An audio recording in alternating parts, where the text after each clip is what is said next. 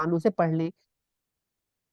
تو یہ سفر انشاءاللہ ہمارا جاری رہے گا. یہ ضرور ہے کہ بیچ میں کچھ رکاوٹیں آئیں گی، جیسے میں نے بتایا کہ میرا بیچ میں بھی سفر ایک اور ہے ایک اور ہے، اس طرح سے کچھ کام ہیں. تو کلاس اگر جو بیچ میں رکتی بھی ہے، لیکن انشاءاللہ جب جب کلاس ہوگی ہم سب کو جڑنا ہے، کیونکہ ایک بار ہم قرآن پورا پڑھ لیں گے انشاءاللہ. اور پھر تو یہ ہے کہ دیکھیں زندگی پڑی ہے، اب پھر سے ریپیٹ کر سکتے ہیں بھی، لیکن ایک بار ہو جائے گا تو کتنی چیزیں ہم نے اس میں پڑھنے کے بعد جو ہے وہ سیکھی ہیں کہ ذہن میں، جیسے کہتے ہیں نا کہ شرک کیا ہے، توحید کیا ہے، استغفار کیا ہے. اور اللہ تعالیٰ نے ایمان والوں کے لیے خالی ایمان والے نہیں کہا، بلکہ کہا ہے نیک عمل کرنے والے اور ایمان والے، صرف دو جو ہے وہ شرطیں ہیں جنت کے لیے. دیکھیے اتنی چیزیں بار بار ریپیٹ ہو کے واقعی ذہن میں بیٹھ گئی ہے یہ چیز. تو وہ سفر ہمارا جاری رہنا چاہیے. جیسے کہ وہ حدیث ہے رسول اکرم صلی اللہ علیہ وسلم کی کہ قرآن مجید پڑھتے رہنا لازم پکڑ لو. اس ذات کی قسم جس کے ہاتھ میں میری جان ہے، وہ اونٹ کہ اپنی رسی چھڑوا کر بھاگ جانے سے زیادہ تیزی سے بھاگتا ہے. یعنی جیسے اونٹ بھاگتا ہے نا، اگر ہم قرآن کو پڑھنا چھوڑ دیں اتنی تیزی سے جو ہے وہ نکلتا ہے ذہن سے. یہ تو حفظ کرنے والوں کے لیے، لیکن جو پابندی سے اسے پڑھتے ہیں یا پھر معنوں سے پڑھتے ہیں یا پھر کلاسیں جوائن کرتے ہیں، اگر وہ بیچ میں چھوڑ دیں تو پھر واقعی وہ بہت تیزی سے جو ہے وہ بھول آتی ہے. تو اگر کلاس نہیں بھی ہو رہی ہے نا، تو میں یہ کوشش کروں گی کہ جس ویک میں کلاس نہ ہو، اس ویک میں پچھلے ہم سورہ بقرہ دوبارہ دہرا لیتے ہیں مانو سے، کہ اس کے میں جو ہے جو ریکارڈنگ ہے وہ ڈالتی رہوں گی. تو انشاءاللہ پھر وہ آپ ریکارڈنگ سن لیا کیجیے، کیونکہ ہم لوگ جو وقت ہم نے ایک پابند مطلب وقت کے پابند ہو گئے نا کہ اس وقت بیٹھ کے ہم قرآن مانو سے پڑھیں گے، اس وقت کو نہیں ہم ضائع کریں گے انشاءاللہ. اگر ہم نے اگلا پارا بھی نہیں، اگلا شروع نہیں کیا، تو ہم پچھلا جو ہے دوبارہ سنیں گے، کیونکہ قرآن تو قرآن کے معنی ہی ہیں بار بار پڑھنے والی کتاب. تو ہم اسے بار بار معنوں سے پڑھتے رہیں گے، اور انشاءاللہ اللہ تعالیٰ ہمارا بیٹھنا جو ہے وہ قبول کرے گا. ضروری نہیں ہے کہ میں ہی پڑھا رہی ہوں، لیکن وہ 1.5 گھنٹہ آپ چاہے خود تلاوت کریں، چاہے خود معنوں سے پڑھیں، یا پھر میں لنک جو پچھلا پڑھ چکے ہیں ہم لوگ، تو وہ میں ڈالتی رہوں گی جب بھی میں جو ہے وہ کلاس چھٹی کروں گی، کبھی 1 2 ہفتے کی. تو اس طرح سے ہم لوگ انشاءاللہ اس سفر کو جاری رکھیں گے، روکیں گے نہیں اس کو. اور بس اللہ سے یہی دعا کرتی ہوں کہ جو بہنیں ہم سے جڑی ہوئی ہیں وہ جڑی رہیں، کم سے کم ایک بار ہم سب مل کے، جنہوں نے شروع کیا ہے جو ہے اس سے پہلے پارے سے، کہ 30 تک ہم لوگ مل کے سارا پورا کر لیں. بیچ میں رکاوٹیں بھی ہیں کچھ بھی ہو، لیکن وہ پورا کر لیں ایک بار انشاءاللہ. اور پھر یہی ہے کہ اپنے آپ پڑھیں، یا اور جگہ آپ کو اور اچھا لگتا ہے وہ پڑھیں، اور ہم لوگ انشاءاللہ جڑے رہیں گے اللہ نے چاہا تو خیر سے. چلیے میں نے بس یہ ذرا سا تھوڑا سا بتانے کی کوشش کی ہے کہ ہم جو ہیں کلاس نہ ہو تو یہ وقت جو ہم نے 1.5 گھنٹہ دیا ہوا ہے اس کو بیٹھیں ضرور. تو چلیے میں ام اوکاشا سے کہتی ہوں کہ وہ تلاوت کر لیں، پھر انشاءاللہ ہم باقاعدہ شروع کرتے ہیں. أعوذ بالله من الشيطان الرجيم.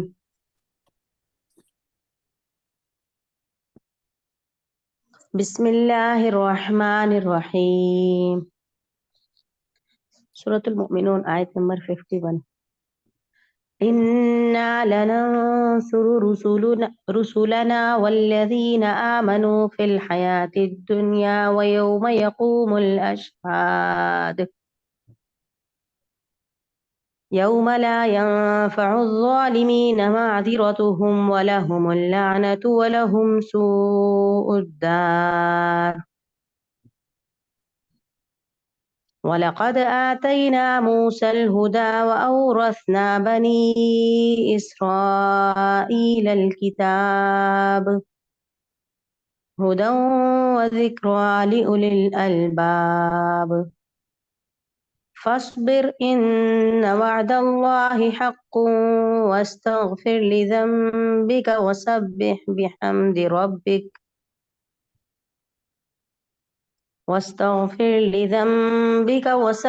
بحمد ربك بالعشي والإبكار. إن الذين يجادلون في آيات الله بغير سلطان أتاهم إن في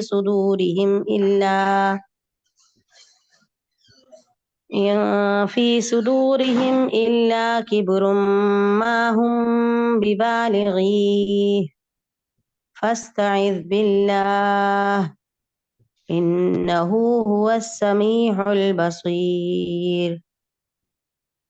لخلق السماوات والأرض أكبر من خلق الناس ولكن أكثر الناس لا يعلمون. صدق الله العظيم. जज़ाक अल्लाह खैर। रब इश्रह ली सदरी व यस्सिर ली अमरी वहलुल उक़दतम मिन लिसानी यफ़क़हू क़ौली। रब्बी ज़िदना इल्मा। अल्लाहुम्मा अन्फ़अना बिमा अल्लमतना व अल्लिमना मा यनफ़अुना व ज़िदना इल्मा। औज़ु बिल्लाहि मिनश शैतानिर रजीम, बिस्मिल्लाहिर रहमानिर रहीम। ये हम लोग सूरे मोमिन जो है वो आयत नंबर 50 तक जो है पढ़ चुके थे। और इसमें जो हमने देखा था कि जन्नत और जहन्नुम का जिक्र था, तो खास तौर से देखिए जैसे पहली आयत है, तो उसमें जब जहन्नुमी जो हैं वो जहन्नुम में उनको डाला जाएगा तो क्या कहेंगे मुहाफिजों से, उनसे वो मतलब इतने लाचार होंगे वो कि उन्हें कोई सहारा नजर, यहाँ पर तो दुनिया में तो वो शरीक ढूंढ रहे होते हैं अल्लाह ताला के, लेकिन वहां पे उन्हें कोई सहारा नजर नहीं आएगा। वो मतलब सोचेंगे क्या, तो वो मुहाफिजों से ही कहेंगे जो जहन्नुम के मुहाफिज होंगे, उनसे कहेंगे कि तुम ही दुआ कर दो अल्लाह ताला से। ये नहीं कि खत्म, क्योंकि ये तो पता है उन्हें कि माफी तो उनको नहीं मिलेगी, कहेंगे हल्का कर दे सिर्फ। सोचिए कितने परेशान हुए कि थोड़ा सा हल्का ही कर दिया जाए अजाब। और वो जो जहन्नुम है उसमें किन लोगों को डाला जाएगा, ये साफ साफ खोल खोल के अल्लाह ताला बताता जा रहा है। लेकिन दुनिया में अकल नहीं पकड़ते लोग, और वहां पे वहां पर वो कहेंगे कि हमारे लिए अजाब हल्का कर दो। तो फिर वो मुहाफिज ही उनसे पूछेंगे कि क्या तुम्हारे पास कोई वो नहीं आया था रसूल जो तुम्हें बताता सही बात। तो वो जाहिर सी बात है कि वो उसके पास कोई जवाब नहीं होगा, क्योंकि अल्लाह ताला ने हर कौम के पास जो है वो नबी भेजे हैं। सबका जिक्र कुरान में नहीं है, कुरान में तो सिर्फ 25 का जिक्र है, लेकिन कई मतलब बहुत बड़ी तादाद में अल्लाह ताला ने जो है वो नबी अंबिया भेजे हैं। उनका जिक्र नहीं है, लेकिन हर खित्ते में अल्लाह ने भेजी है। लेकिन दुनिया में तो हम उनका नहीं मानते, लेकिन आखिरत में जो है वहां पे वो सब लोग हमें याद आएंगे और हम कहेंगे कि अल्लाह ताला जो है हमें बचा ले, और वहां गिड़गिड़ाएंगे, लेकिन वहां वो चीज कुछ भी काम नहीं आएगी। आगे जो है अब हमारा नंबर 51 से लेते हैं 60 तक। हम बिलाशुबा अपने रसूलों की और ईमान वालों की दुनिया की जिंदगी में मदद करते हैं, और उस दिन भी करेंगे जब वो अल्लाह के सामने खड़े होंगे। यानी कि दुनिया में भी अल्लाह ताला ईमान वालों की मदद करता है। हम लोग जो है ना, मदद सिर्फ एक तो ये सोचते हैं कि मदद सिर्फ यही होती है कि रोटी कपड़ा और मकान मिल जाए, यही तो सोचते हैं, एक मकान बेहतरीन मिल जाए, बेहतरीन कपड़े हो, जॉब हो जाए। नहीं, मैं कहती हूँ दिल का जो सुकून है ना इंसान का, जहनी कल्बी सुकून, सबसे बढ़ के तो मजबूत ईमान, उससे बढ़ के तो कोई दौलत नहीं है कि अल्लाह ताला को किसी को मजबूत ईमान दे दे, तो उससे बढ़ के दौलत नहीं है कोई, अगर अल्लाह ने किसी को दे दिया है। उसके बाद इंसान को अल्लाह ताला जहनी कल्बी सुकून दे दे, सेहत दे दे, नेक औलाद दे दे, जिस जगह जिस माशरे में वो रहता है वो माशरा नेक लोगों का हो। यानी कितनी नेमतें हैं कि अल्लाह ताला ईमान वालों को बहुत कुछ देता है जिंदगी में। और जो इंसान अल्लाह के लिए काम कर रहा होता है, अपनी जिंदगी अल्लाह के हिसाब से गुजार रहा होता है, तो उसका दिल कहीं ना कहीं सुकून रहता है। वो परेशानी भी आ रही होती है ना, तो वो यही सोचता है नहीं मैं अल्लाह के लिए तो मतलब अल्लाह की नजर में मैं सही हूँ, दुनिया मुझे बुरा कह रही है तो कह रही है, लेकिन मैं अल्लाह की नजर कम से कम मैं अपने आखिरत के लिए तो कुछ कर रहा हूँ, तो जहनी सुकून उसको जो है वो मिलता है। अच्छा, बहुत और अल्लाह ताला ने मदद भी की है, ऐसा नहीं है। जो ईमान वाले हैं अल्लाह ताला दुनिया में भी, आखिरत में तो जाहिर सी बात है खोल के बता दिया गया है कि सिर्फ ईमान वालों को ही जन्नत में भेजा जाएगा और नेक अमल करने वालों को। लेकिन दुनिया में भी अल्लाह ताला ने किसी रसूल को खाली नहीं छोड़ा, ये रसूल को जो है अल्लाह ताला ने मदद ना की हो। जब भी वक्त आया अल्लाह ताला ने हर नबी की जो है वो मदद की है। जैसे कि रसूल अकरम सल्लल्लाहु अलैहि वसल्लम की जब आपने हिजरत की तब भी अल्लाह ने मदद की, जब जंगें हुई हैं उसमें भी अल्लाह ताला ने फरिश्तों से मदद करवाई है। और आजकल लोग जो है बहुत से कहते हैं कि दीदी आज तो देखो क्या हाल है मुसलमानों की, कितनी परेशान है, अल्लाह की तरफ से मदद क्यों नहीं आ रही। देखिए सबसे पहले तो ईमान चेक करें हम अपना, कि वाकई हैं हम मजबूत ईमान वाले, क्या हम हैं इस लायक, क्या वाकई हम कुरान के हिसाब से जिंदगी गुजार रहे हैं, क्या हम वाकई हदीसों के हिसाब से जिंदगी गुजार रहे हैं, क्या वाकई हमारे घरों का माहौल, हमारे पहनावे, हमारी बोलचाल, हमारे मामलात लोगों से, हमारे हमारे वालिदैन से मामलात, हमारे शोहरों से, हमारी औलाद से, पड़ोस से, सबसे मामलात हम देखें क्या वाकई हैं इस लायक कि हम कह सके अपने आप को कि हम मोमिन हैं जैसा अल्लाह ताला चाहता है। तो उसके बाद शिकायत का तो हमारा मुंह ही नहीं है, क्योंकि जो कुछ अल्लाह ने नवाज रखा है भी अल्लाह की नवाजिश है। हम इस लायक नहीं है। अगर हमारे अमल के ऊपर अल्लाह ताला जो है वो लोगों को जो है नेमत देने लगे तो किसी को कुछ ना मिले, ऐसे अमल है हमारे। तो अल्लाह ताला ने हमेशा जो है वो अंबिया अलैहि सलाम की मदद की है, दुनिया में भी और अल्लाह ताला आखिरत में भी करेगा। जिस दिन जालिमों की माजरत उन्हें फायदा नहीं पहुंचाएगी और उन पर फटकार बरसेगी और उनका ठिकाना बुरा होगा। यानी कि उस वक्त जो है अल्लाह ताला मोमिनों को लेकिन मदद करेगा। और हमने मूसा को किताब हिदायत यानी कि तौरात दी, और बनी इसराइल को इस किताब का वारिस बना दिया। वो किताब हिदायत का सरचश्मा और अकल वालों के लिए नसीहत का खजाना थी। अब यहाँ पे रसूल अकरम सल्लल्लाहु अलैहि वसल्लम को ही तसल्ली जो है وہ دی جا رہی ہے کہ کیا کہنا چاہیے، جیسے کہ رسول اکرم صلی اللہ علیہ وسلم کو قرآن مجید جو ہے وہ دیا ہے، اسی طرح حضرت موسیٰ علیہ السلام کو بھی اللہ تعالیٰ نے کتاب دی تھی اور ان کی جو قوم تھی اس کا وارث بنا دیا تھا. اور یہ جو کتاب جیسے قرآن مجید جو ہے ہمارے لیے ہدایت کا سرچشمہ ہے، تو وہ بھی جو ہے لیکن عقل والوں کے لیے، ساتھ میں کیا کہ عقل والوں کے لیے نصیحتوں کا خزانہ ہے. قرآن کتنی جو بھی کتابیں اللہ کے ہیں، وہ عقل پکڑتے ہیں، جو سمجھتے ہیں ہماری کامیابی کس چیز میں ہے، ان کے لیے ہدایت کا سرچشمہ ہے. نہیں تو پھر تو وہ صرف ایک پڑھنے والی کتاب رہ جاتی ہے اور کچھ بھی نہیں، اگر ہم لوگ اس سے ہدایت نہیں لیتے. بس اے میرے نبی آپ صبر کیجئے، بے شک اللہ کا وعدہ برحق ہے. آپ سوچے کس حالات میں کہا جا رہا ہے کہ صحابہ کرام پہ اتنی اذیتیں، مطلب اتنا اذیتیں مشرک دے رہے ہیں. یہ جو کیونکہ صورت آپ کو پتا ہے مکی صورت ہے، یہ اذیت دی جا رہی ہیں. آپ نماز پڑھ رہے ہیں تو آپ کو اذیت دی جا رہی ہے، یعنی کہ اتنی پریشانیاں، کہیں سے کوئی مدد نہیں آ رہی ہے. وہاں پہ بھی اللہ تعالیٰ کیا کہہ رہے ہیں، صبر کرو آپ. مطلب ابھی کوئی مدد، اور اس میں بھی رسول اکرم صلی اللہ علیہ وسلم صحابہ کرام کہتے ہیں، ان سے کہہ رہے ہیں کہ تمہارے پہ تو وہ پریشانی آئی بھی نہیں جو آج ہم لوگ کہتے ہیں نا، اللہ اللہ کی طرف سے یہ سب کیوں ہو رہا ہے، دنیا میں کیوں ہو رہا ہے. تو ان لوگوں پہ بھی پریشانی آئی تھی جو اتنے مضبوط ایمان والے تھے کہ اپنی جان ہتھیلی پہ رکھتے تھے ایمان کے لیے، لیکن تب بھی ان سے کہا گیا تم صبر کرو. ایک اللہ کا وقت ہے ہر چیز کے لیے. تو ہم لوگ کس طرح یہ کہہ سکتے ہیں، آزمائشیں تو آتی ہیں لیکن صبر کرنا ہے ان آزمائشوں میں. بے شک اللہ کا وعدہ برحق ہے اور اپنے گناہوں کی معافی مانگتے رہیے. یعنی کہ اللہ نے جو وعدے کیے ہیں نیک لوگوں سے، وہ تو وعدے پورے ہو کر رہیں گے آخرت میں. پھر اللہ تعالیٰ آگے کیا کہہ رہے ہیں کہ جو کچھ کوتاہیاں ہیں ان پہ معافی مانگتے رہیے، یعنی گناہوں سے اپنے معافی مانگتے رہیے. ہر انسان خطا کار ہے، ہر وقت ہمیں اپنے گناہوں سے جو ہے معافی مانگنی چاہیے. اور شام کو اور صبح کے وقت اپنے رب کی تعریف اور پاکی بیان کرتے رہیے. یعنی کہ اس میں مفسرین نے الگ الگ چیزیں لکھی ہیں. کچھ کہتے ہیں فجر اور عصر کی نماز جو ہے اس سے مراد ہے، کچھ کہتے ہیں صبح شام کے جو اذکار ہوتے ہیں اس سے مراد ہے. جو بھی کچھ ہے لیکن یہ اللہ تعالیٰ کا ذکر ہے، یعنی کہ ہم صبح اور شام نماز کی شکل میں، نفلوں کی شکل میں، اذکار کی شکل میں، قرآن مجید کی تلاوت کی شکل میں، اللہ کا ذکر کرنے کی شکل میں، یعنی کہ اللہ تعالیٰ کا صبح اور شام جو ہے ہمیں ذکر کرنا ہے، اللہ تعالیٰ سے جو ہے وہ معافی مانگنی ہے، گناہوں کی استغفار کرنا ہے. اور دیکھیے اللہ سے جو معافی مانگنی ہے نا، جو استغفار ہے، توبہ جو انسان کرتا ہے، وہ دعا اللہ کو سب سے زیادہ پسندیدہ ہے. اور اللہ نے ہر وقت توبہ کے دروازے جو ہیں کھلے ہیں. کسی وقت، کسی جگہ، کسی ٹائم ہم اللہ سے توبہ کرتے ہیں، سب سے جلدی اللہ تعالیٰ سنتا ہے. لیکن شرط صرف وہی ہے کہ سچے دل سے کرنی ہے اور اس وعدے کے ساتھ کرنی ہے کہ آئندہ یہ گناہ نہیں کریں گے. زبانی نہیں کرنی ہے کہ بس اللہ توبہ اللہ توبہ. بے شک جو لوگ اللہ کی آیتوں میں بغیر کسی دلیل کے جو ان کے پاس اللہ کی طرف سے آئی ہو جھگڑتے ہیں، ان کے سینوں میں کبر اور غرور چھپا ہوا ہے، وہ اپنا مقصد کبھی حاصل نہیں کر پائیں گے. یہ ان لوگوں کے لیے ہے کہ قرآن کی آیتوں کے برابر جو ہے وہ کچھ نہ کچھ، یعنی کہ شرک کی کوئی بات اپنے آپ نکال لی، کیا اللہ تعالیٰ کی طرف سے ان کے پاس کوئی وحی آئی ہے، یا بدعت جو ہے اپنے آپ نکال لی کہ یہ کرنا چاہیے دین میں، یہ نفلیں پڑھنی چاہیے، یہ تسبیح پڑھنی چاہیے، یہ دن سیلیبریٹ کرنا چاہیے، یہ برتھ ڈے منانی چاہیے نبی کی، اور یہ کرنا چاہیے. کیا اللہ کی طرف سے یا نبی کی طرف سے یہ پیغام آیا ان کے پاس کہ یہ کرنا چاہیے نہیں کرنا چاہیے؟ تو پھر کیا ہوتا ہے کہ اپنے آپ بنائی ہوئی چیزوں کے لیے ان لوگوں سے جھگڑتے ہیں جو قرآن اور حدیث سے بات کرتے ہیں، جو صرف وہ بولتے ہیں جو قرآن مجید کے اندر، ان سے جھگڑتے ہیں.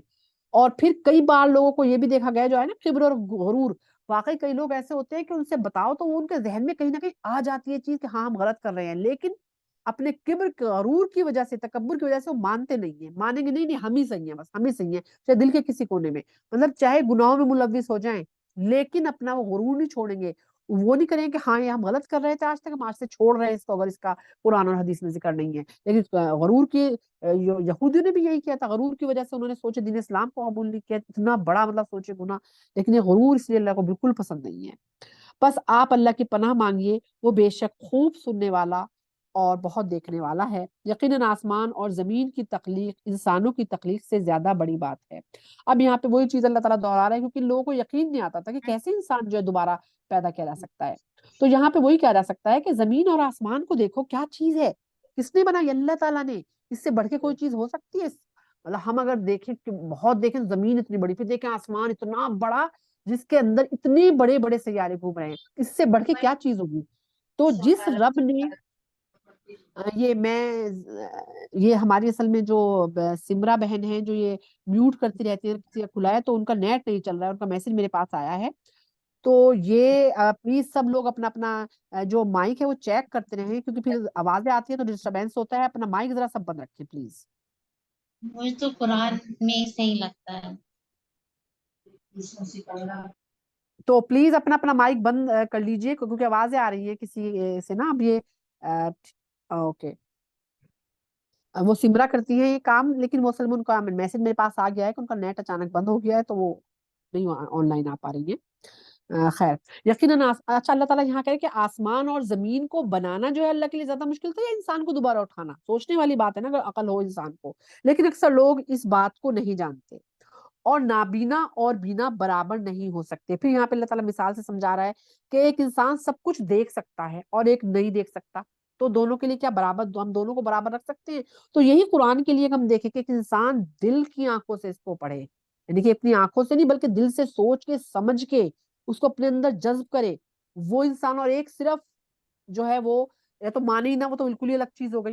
वो तो बिल्कुल ही समझ, जो पढ़ता भी है सिर्फ रटी रहा है, रटी रहा है, उसे पता ही नहीं है कुछ भी, तो वो भी एक तरह से नाबीना में ही आएगा, क्योंकि उसे पता तो है ही नहीं ना कि कुरान में है क्या, उसको अल्लाह ताला ने क्या हुक्म दिया है, क्या करने का हुक्म दिया है और किस चीज से रुकने का हुक्म दिया है।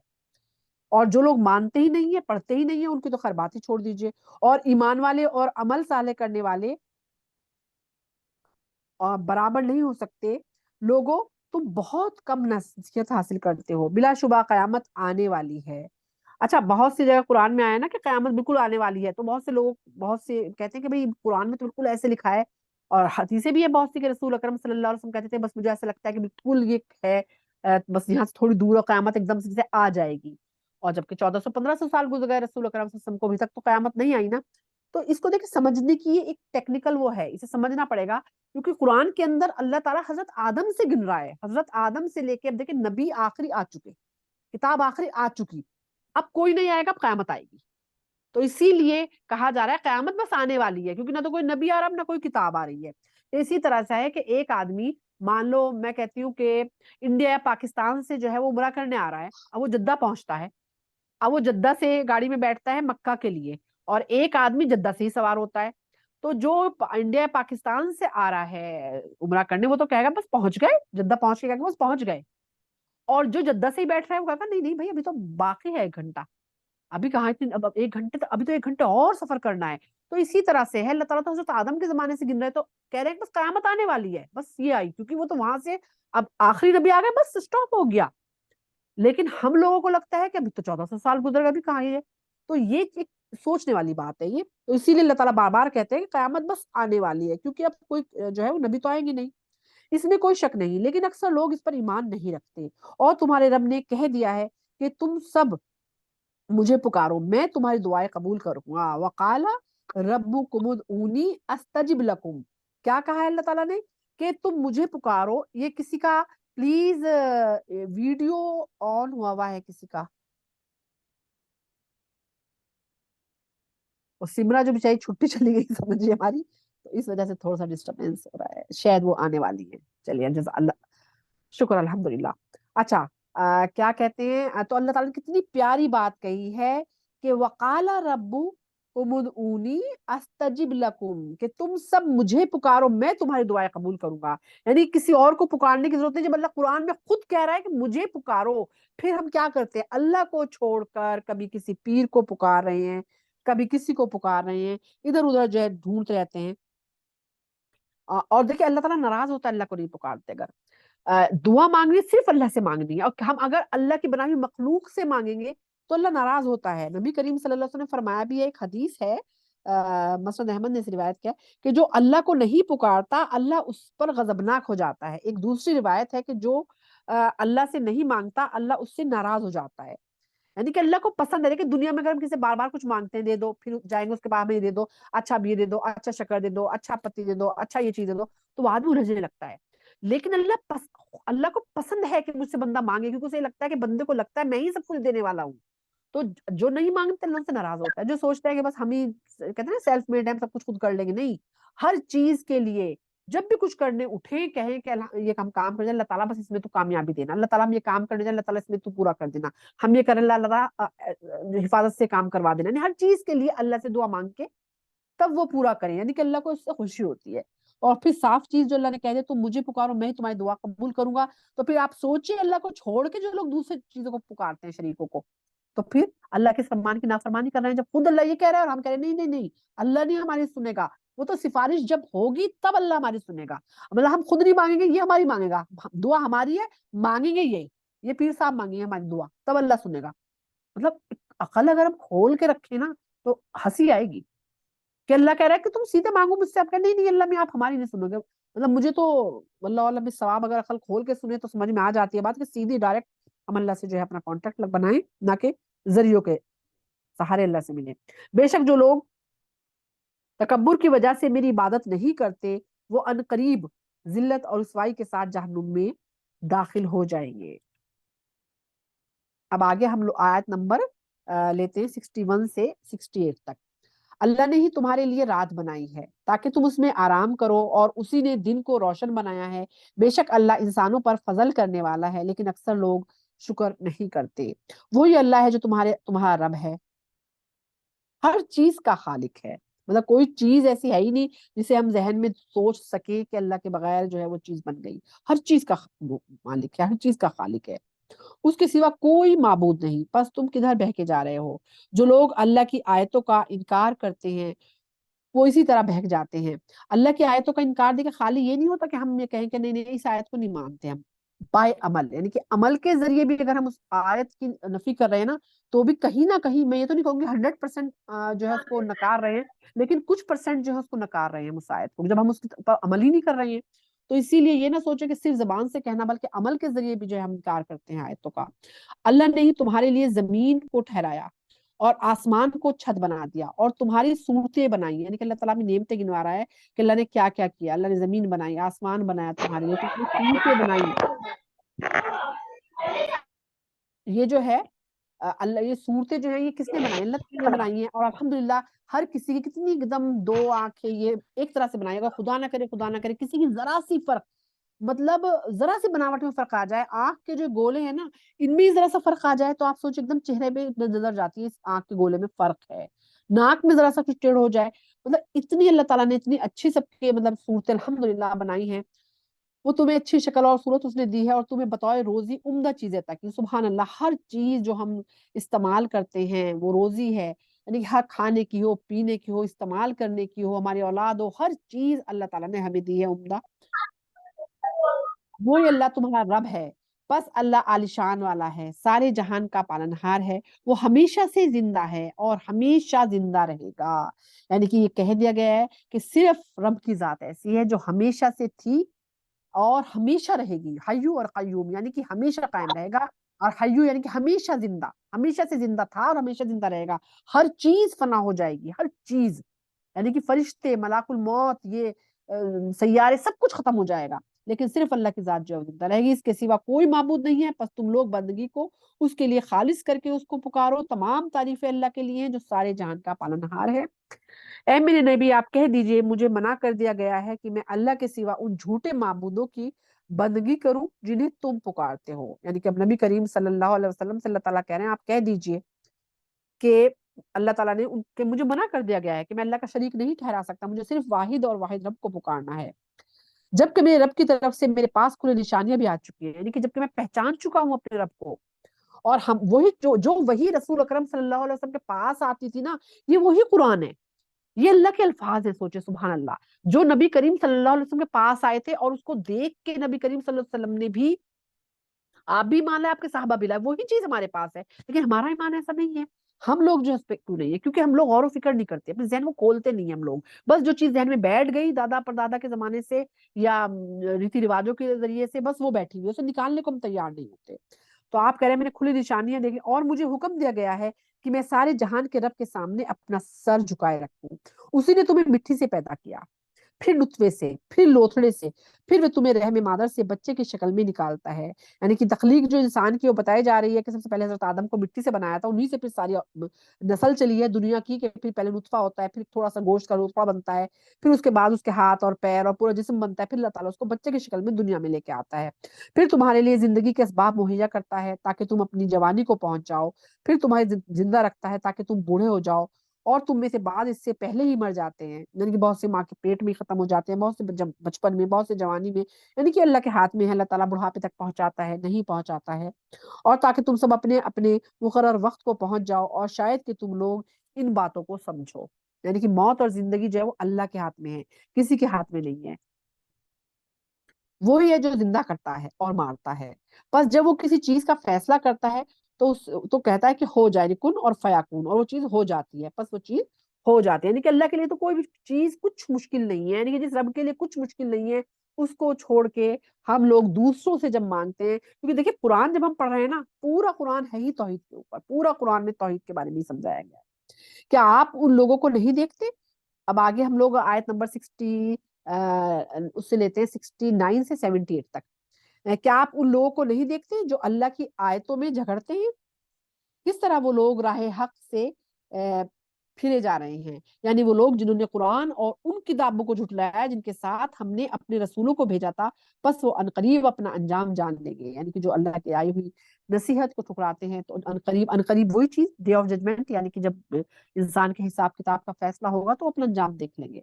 جب ان کے گردنوں میں توق پڑے ہوں گے. توق ہوتا ہے کہ ایک گردن میں نا ایک چیز پھنسا کے زنجیروں سے باندھ دیا جاتا ہے، اور زنجیروں کے ذریعے گھسیٹے جائیں گے اور کھولتے ہوئے پانی میں پھر آگ میں جلائے جائیں گے. اللہم اجرنا من النار، اللہم اجرنا من النار، اللہم اجرنا من النار. اتنی مطلب ڈرا اللہ تعالیٰ نے اتنی اس کے اندر ڈرانے والی چیزیں بتائی ہیں، تب بھی ہم لوگ نہیں ڈرتے. پھر ان سے کہا جائے گا، کہاں ہیں وہ جنہیں تم اللہ کے شریک بنایا کرتے تھے؟ یعنی کہ وہاں ان سے پھر پوچھیں گے کہ جنہیں تم میرا شریک بناتے تھے وہ کہاں ہیں، بلاؤ ان کو. یعنی اللہ کے سوا جھوٹے معبود وہ کہیں گے کہ وہ تو ہم سے غائب ہو گئے، کیونکہ وہاں تو کوئی نظر ہی نہیں آئے گا ان کو جن کو انہوں نے معبود بنایا ہوا ہے. بلکہ ہم پہلے اللہ کے سوا ہم کسی چیز کو نہیں پکارتے تھے. اللہ کافروں کو اسی طرح گمراہ کرتا ہے. یعنی کہ وہاں پر وہ جب اپنے شریکوں کو ڈھونڈیں گے جن کو اللہ کے سوا یہاں پکارتے تھے، ان کو خالق کہتے تھے اور مالک کہتے تھے اور رب کہتے تھے، تو وہاں انہیں کوئی نظر نہیں آئے گا. تمہارا یہ انجام اس لیے ہے کہ تم زمین میں ناحق رنگ ریلیاں بناتے تھے، یعنی کہ موج مستی کیا کرتے تھے اور اتراتے پھرتے تھے. یعنی کہ یہی تو ہوتا ہے نا دنیا میں، کہ دنیا میں اللہ کو دیکھیں، جو دین پہ چلنے کا راستہ ہے نا، جو دین اسلام ہے نا، اس کے اندر تفریح ہے، لیکن ایک اس کے اندر ہے دائرے کے اندر، کہ وہ دائرہ نہیں ٹوٹنا چاہیے، کہ جو اللہ نے بنا دیا کہ اس دائرے کے اندر آپ جو چاہے تفریح کرو. لیکن شیطان نے کیا کیا ہے؟ شیطان نے کہا دیا کہ تفریح ہی تم اس چیز میں آئے گی جو اس دائرے سے باہر ہو، جو اس دین کے دائروں کو توڑ کے، اللہ کے اصولوں کو توڑ کے حرام کام کر رہے ہوتے ہو، مزہ ہی تم اس میں آئے گا. شیطان نے انسان کو ایسا بنا دیا، اور انسان جو ہے وہ اسی میں لگا ہوا ہے. وہ کیونکہ نفس پہ کنٹرول کرنا پڑتا ہے. جب دین پہ عمل کرنا ہوتا ہے نا، تو کوئی یہ نہیں ہے کہ بہت حلوہ ہے. جو لوگ بہت بالکل اللہ رسول کے حساب سے زندگی گزارتے ہیں نا، یہ مت سوچو کہ ان کے لیے زندگی آسان ہے. اس آج کے رنگین زمانے میں، آج کے ایسے زمانے میں آپ سوچو چاروں طرف کیا حال ہوا ہے، تو وہ بےچارے بہت کنٹرول کرتے ہیں نفس پہ. ایسا نہیں ہے کہ ان کے لیے آسان ہے، بہت مشکل ہے، لیکن وہ اللہ کو خوش کرنے کے لیے اس مشکل صبر کرتے ہیں، ان مشکلوں پہ اپنے نفس پہ کنٹرول کرتے ہیں. آسان نہیں ہے لیکن کرتے ہیں، کیونکہ ان کو جنت چاہیے، ان کو اپنے رب کی خوشنودی چاہیے، ان کو اپنے نفس کے مزے، اور ان کو جہنم نہیں چاہیے. تو وہ لوگ کنٹرول کرتے ہیں. لیکن جو لوگ اس کو چھوڑ دیتے ہیں، اپنے کہتے ہیں نا کہ کھلے اونٹ کی طرح اپنے آپ کو چھوڑ دیتے ہیں، تو وہ ان رنگریلیوں میں مگن ہو جاتے ہیں، تو پھر وہ اس قرآن کو بھول جاتے ہیں، پھر وہ اس دنیا میں لگ کے رہ جاتے ہیں. جہنم کے دروازے میں وہ داخل ہو جائیں گے جہاں تمہیں ہمیشہ کے لیے رہنا ہے. پس تکبر کرنے والوں کا ٹھکانہ بڑا ہی برا ہے. یعنی کہ ایسے لوگ جو اللہ کی چیزوں کو چھوڑ کے اپنی چیزوں میں جو ہے مگن ہوتے ہیں، ان کو کہا تکبر کرتے ہیں، یعنی کہ اللہ کی چیزوں کو چھوٹا سمجھتے ہیں اور اپنی خواہشات کو بڑا سمجھتے ہیں. یعنی کہ اللہ کے حکم سے بڑھ کے وہ اپنی خواہش سمجھتے ہیں کہ ہم یہ چاہتے ہیں، ہمیں یہ اچھا لگتا ہے، ہم یہ پہنیں گے، ہم ایسے رہیں گے، ہم رشتے لوگوں سے ایسے بنائیں گے، ہم زندگی ایسے گزاریں گے. یعنی کہ اللہ کے قانون کہیں جائیں تو یعنی کہ وہ تکبر ہے. یعنی کہ اپنے آپ کو، اپنی خواہشات کو بڑا سمجھتے ہیں، اپنے آپ کو اللہ کے قانون سے بڑا سمجھتے ہیں. تو اللہ تعالیٰ نے کہا ان کا ٹھکانہ جو ہے وہ جہنم ہے. بس آپ صبر کیجئے، بے شک اللہ کا وعدہ برحق ہے. یعنی کہ اب یہی نبی کریم صلی اللہ علیہ وسلم سے اور جو لوگ ایمان والے ان سے کہا جاتا ہے آپ صبر کیجئے. یعنی کہ ظاہر سی بات ہے، انسان جب اس طرح دیکھتا ہے تو اللہ کا وعدہ برحق ہے. اللہ نے جو وعدہ کیا ہے نا جیسے لوگوں کے ساتھ، کہ جو ایمان والے ہیں، عمل صالح والے، ان کے لیے جو کیا ہے وہ ان کو ملے گا. اور جو لوگ دنیا میں مست ہونے والے ہیں، یعنی کہ دنیا کی وجہ سے دین کو چھوڑنے والے ہیں، جو دنیا کی وجہ سے اپنی خواہشات کی وجہ سے قرآن و سنت کو چھوڑنے والے ہیں، ان کا بھی فیصلہ اللہ نے قرآن میں بتا دیا ہے، وہ برحق ہے. پھر یا تو ہم آپ کو اس عذاب کا بعض حصہ دکھا دیں گے. نبی کریم صلی اللہ علیہ وسلم تعالیٰ کہہ رہے ہیں کہ یا تو آپ کی زندگی میں ہی وہ حصہ جو ہے آپ دیکھ لیں گے لوگوں کے ساتھ کیا کیا جا رہا ہے، جس کا ہم نے ان سے وعدہ کر رکھا ہے لوگوں سے، یا ہم آپ کو اس سے پہلے ہی اٹھا لیں گے. یعنی کہ اس سے پہلے اٹھا لیں گے، لیکن ظاہر بات اکٹھا تو سب کو ایک بار ہی ہونا ہے نا. چاہے وہ حضرت آدم کے زمانے حضرت آدم ہو، ان کے زمانے کے لوگ ہوں، یا پھر آخری انسان ہو جب قیامت آئے گی، سب کو اکٹھا ایک جگہ کیا جائے گا، سب ایک دوسرے کا حال جو ہے وہ دیکھ لیں گے وہاں پر. تو ان سب کو ہمارے ہی پاس لوٹ کر آنا ہے. اور ہم نے آپ سے پہلے بہت سے رسول بھیجے ہیں، ان میں سے بعض کے واقعات ہم نے آپ کو بیان بھی کر دیے ہیں، اور بعض کے واقعات ہم نے آپ کو نہیں بیان کیے ہیں. یہ نبی کریم صلی اللہ علیہ وسلم سے کہا جا رہا ہے، لیکن آپ کے ذریعے ہم سب سے ہی کہا جا رہا ہے، کیونکہ ظاہر سی بات ہے آپ کے پاس حضرت جبریل وحی لے کر آتے تھے، آپ ان سے سنتے تھے، اور ہم وہ جو لاتے تھے وہ نبی کریم صلی اللہ علیہ وسلم سنتے تھے، انہیں لکھوا دے گا، وہ ہم پڑھ رہے ہیں آج یا پھر سن رہے ہیں. ٹھیک ہے، سے آپ لوگ سن رہے ہیں اس چیز کو. تو یہ ساری چیزیں جو ہے نا، یہ وہی چیزیں جو نبی کریم صلی اللہ علیہ وسلم کے پاس آئی ہیں. تو وہ سارے واقعات جو آپ کو بتائے گا وہ ہمیں پتہ چل رہے ہیں جب ہم قرآن مانوں سے پڑھ رہے ہیں. جب تک ہم عربی میں اس کو رٹتے رہتے ہیں ہمیں پتہ ہی نہیں ہوتا کہ کیا چیز ہے، کون سے واقعات اللہ تعالیٰ ذکر کر رہا ہے، اللہ نے کیا کہا ہے، کچھ بھی نہیں پتا. جب ہم پڑھتے ہیں مانوں سے تب ہمیں پتہ چلتا ہے کہ ہاں اچھا یہ چیز کیا ہے، اچھا قرآن میں اللہ نے یہ کہا ہے، اچھا اس چیز سے روکا ہے، اچھا اس چیز کو حکم دیا ہے. جب پڑھیں گے مانے تبھی سمجھ میں آئیں گے. اور کوئی رسول یہ قدرت نہیں رکھتا تھا کہ وہ اللہ کے حکم کے بغیر کوئی معجزہ پیش کر سکے. یعنی بہت سے لوگ جو اپنے انبیاء کو میں نہ ملوں گی، اپنے انبیاء کو یا نبی کریم صلی اللہ علیہ وسلم کو بھی لوگ کہتے ہیں نا کہ وہ انہوں نے یہ کیا تو یہ ہو گیا، یعنی کہ خود ان کو یہ سمجھتے کہ ان کے اندر خود وہ یہ طاقت تھی کہ اللہ کے نور تھے، وہ ان کے اندر خود یہ طاقت ہے، وہ کر سکتے تھے. اللہ قرآن میں کہہ رہا ہے ہم نے کسی نبی کو ایسا نہیں بنایا کہ وہ خود کچھ کر سکے. اللہ جس کو چاہتا ہے وہ معجزے کرواتا ہے، اللہ کے ذریعے ہوتے ہیں. یعنی کہ اللہ کی، جیسے حضرت موسیٰ کے پاس عصا جو تھا وہ سانپ بن جاتا تھا، تو وہ نہیں کرتے تھے وہ جادو، اللہ تعالیٰ جو ہے کہ معجزہ تھا وہ. آپ کے ہاتھ سفید ہو جاتے تھے، یا حضرت عیسیٰ علیہ السلام کسی مردے پہ بھی ہاتھ رکھتے تھے وہ زندہ ہو جاتا تھا، اندھا ہوتا تھا وہ دیکھنے لگتا تھا. تو یہ اللہ تعالیٰ کرتا تھا. اسی طرح نبی کریم صلی اللہ علیہ وسلم نے جو کہتے ہیں نا چاند کے حصے کے 2 انگلی سے ایسے کیا تو چاند 2 حصوں ہو گئے، تو وہ نبی کریم صلی اللہ علیہ وسلم کی انگلی سے نہیں ہوا بلکہ اللہ تعالیٰ نے کیا تھا. اللہ نے حکم دیا آپ کو اشارہ کرنے کا، آپ نے اشارہ کیا اور اللہ نے 2 حصے کر دیے. تو یہ چیز سمجھنے والی ہے کہ ہر چیز اللہ کے حکم سے ہوتی ہے. اللہ تعالیٰ نے کسی کو بذات خود وہ طاقت نہیں دی کہ وہ جو چاہے وہ کرے، اور کوئی رسول یہ قدرت نہیں رکھتا تھا کہ وہ اللہ کے حکم کے بغیر کوئی معجزہ پیش کر سکے. یعنی کہ اللہ کے حکم کے بغیر کوئی نبی نہیں کر سکتا تھا. قرآن میں اللہ نے صاف یہ آیت بتا دی ہے. پھر جس وقت اللہ کا حکم آ جائے گا تو حق کے مطابق فیصلہ کر دیا جائے گا، اور اس وقت جھوٹے لوگ خسارے میں پڑ جائیں گے. اب ہم آگے لیتے ہیں آیت نمبر 79 سے 85 تک.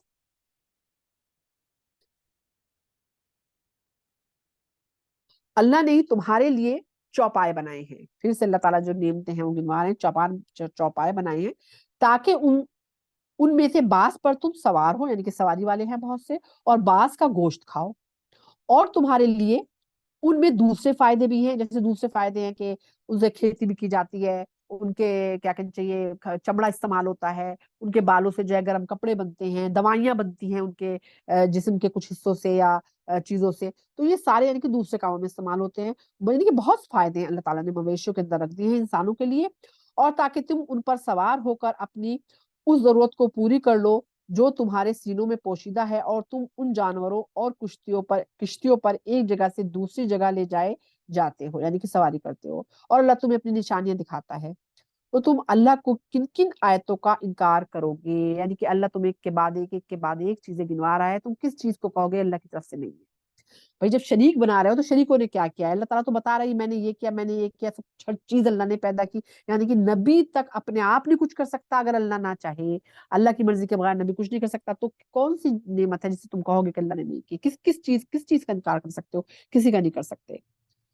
کیا انہوں نے زمین میں سفر کر کے ان کافروں کا انجام نہیں دیکھا جو ان سے پہلے گزر چکے ہیں؟ اب مشرکوں کی طرف اشارہ ہے کیونکہ لوگ کاروبار کرتے تھے سیریا اور یمن، یہ سیریا بھی جاتے تھے ادھر نیچے یمن اور آگے جارڈن، یہاں سب یہ جو ہے اس کے لیے جایا کرتے تھے، اپنے قافلے جایا کرتے تھے اپنے بزنس کرنے کے لیے. تو راستے میں وہ عاد اور سمود اور قوم لوط ان سب کے بھی وہ دیکھا کرتے تھے. تو یہاں پہ انہیں کو کہا جا رہا ہے کہ کیا انہوں نے زمین میں سفر کر کے ان کافروں کا انجام نہیں دیکھا جو ان سے پہلے گزر چکے ہیں؟ ان کی تعداد ان سے زیادہ تھی، یعنی کہ وہ تو اور بھی زیادہ تعداد میں تھے، اور طاقتور بھی زیادہ تھے، طاقت میں بھی زیادہ تھے، اور زمین میں بطور آثار ان کی مارتیں بہت تھی. یعنی کہ وہ تو ہر چیز میں تم سے زیادہ تھے، بس ان کی کمائی ان کے کسی کام نہ آئی. یعنی کہ تعداد بھی زیادہ تھی، مال و دولت بھی زیادہ تھی، طاقت بھی زیادہ تھی، محلات بھی زیادہ تھے، لیکن تب بھی یہ دنیا کی چیزیں تھی کچھ کام نہیں آئی ان کی. کیوں نہیں کام آئی؟ کیونکہ آگے کچھ نہیں بھیجا تھا انہوں نے. صرف دنیا میں تو انہوں نے طاقت بھی بنا لی اپنی، اور اب محل بھی بنا لی, عمارتیں بھی کھڑی کر لی, سب کچھ کر لی, لیکن آخرت کے لیے کچھ نہیں بھیجا تھا انہوں نے. اس کو انکار کیا, اللہ کا انکار کر دیا انہوں نے, شریک بنا دیے اللہ تعالیٰ کے. تو جب انہوں نے کچھ نہیں بھیجا آگے, تو یہ دنیا کی دولت کچھ کام نہیں ہے. اور آج ہم بھی دیکھیں, اگر ہمارے پاس بہترین محل ہیں, بہترین بہترین گھر ہے, اس میں بہترین سامان ہے, زیور ہے, پلاٹ ہیں, بینک بیلنس ہیں, بہترین اولاد ہے, یعنی کہ بہت کامیاب ہے, جو عروج پہ پہنچی ہوئی ہے, سب کچھ ہے, لیکن اگر ہم نے آخرت کے لیے کچھ نہیں بھیجا, یعنی کہ ہم نے نیک عمل نہیں کیے, ایمان ہمارا مضبوط نہیں ہے, توحید پہ نہیں ہے, تو کیا یہ چیزیں کام آئیں گی ہمارے؟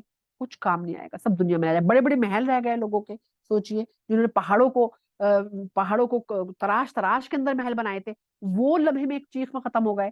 تو ہم کس چیز کی سوچ میں بیٹھیں گے؟ ہم بچ جائیں گے.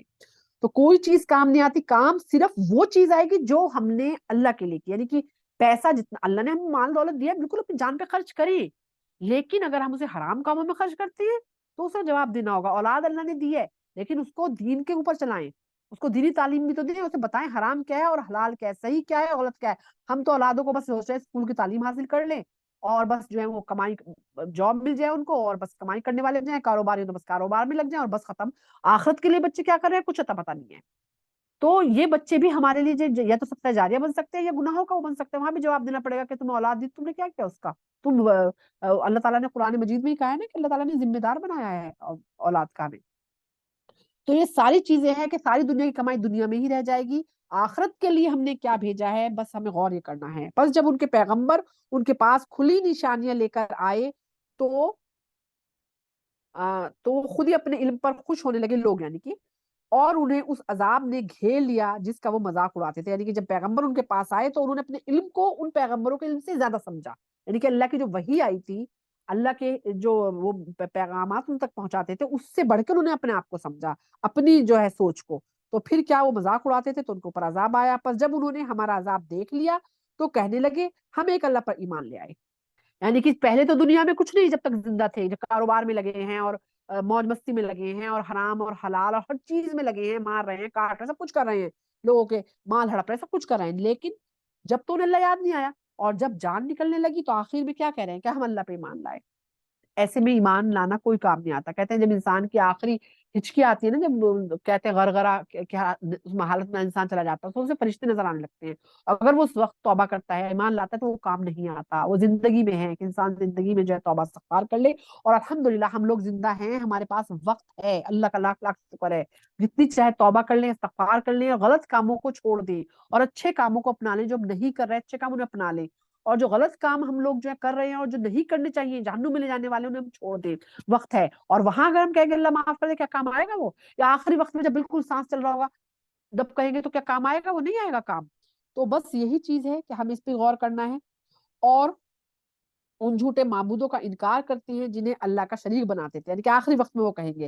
اور آج بھی تو یہی ہوتا ہے نا کہ انسان دنیا میں لگا ہوتا ہے, جب کوئی پریشانی آتی ہے تو اللہ تعالیٰ یاد آ جاتے ہیں فوراً. اللہ تعالیٰ یوں, اور اللہ ہمیں یہ کر دے, اللہ تعالیٰ ہمیں یہ کریں گے, اور ہم وہ کریں گے, ہم اب زندگی ایسے گزاریں گے. اور جب وہ پریشانی ٹل جاتی ہے تو پھر اسی میں چیزوں میں لگ جاتے ہیں. تو اللہ تعالیٰ نے یہی تو کہا ہے کہ اگر ان کو اللہ تعالیٰ مہلت بھی دے گا, یہ پھر وہی کریں گے جو کر رہے تھے. اور یہی واقعی آج سب لوگوں کا یہی حال ہے. بس جب انہوں نے ہمارا عذاب دیکھ لیا تو ان کا ایمان ان کے کسی کام نہ آیا. یعنی کہ جب عذاب دیکھا انہوں نے, یعنی کہ ڈے آف ججمنٹ کے دن, جب حساب کتاب کا دن ہوگا, جب انہوں نے اللہ کا عذاب دیکھ لیا, اس وقت ایمان لائے کہ اللہ تعالیٰ ہم آپ پہ ایمان لاتے. لیکن تب کوئی کام نہیں آئے گا وہ ایمان. ایمان جب کام آئے گا جب دنیا میں رہتے ہوئے ایمان لا کے اس کے حساب سے زندگی گزاریں گے, تب وہ ایمان کام آئے گا.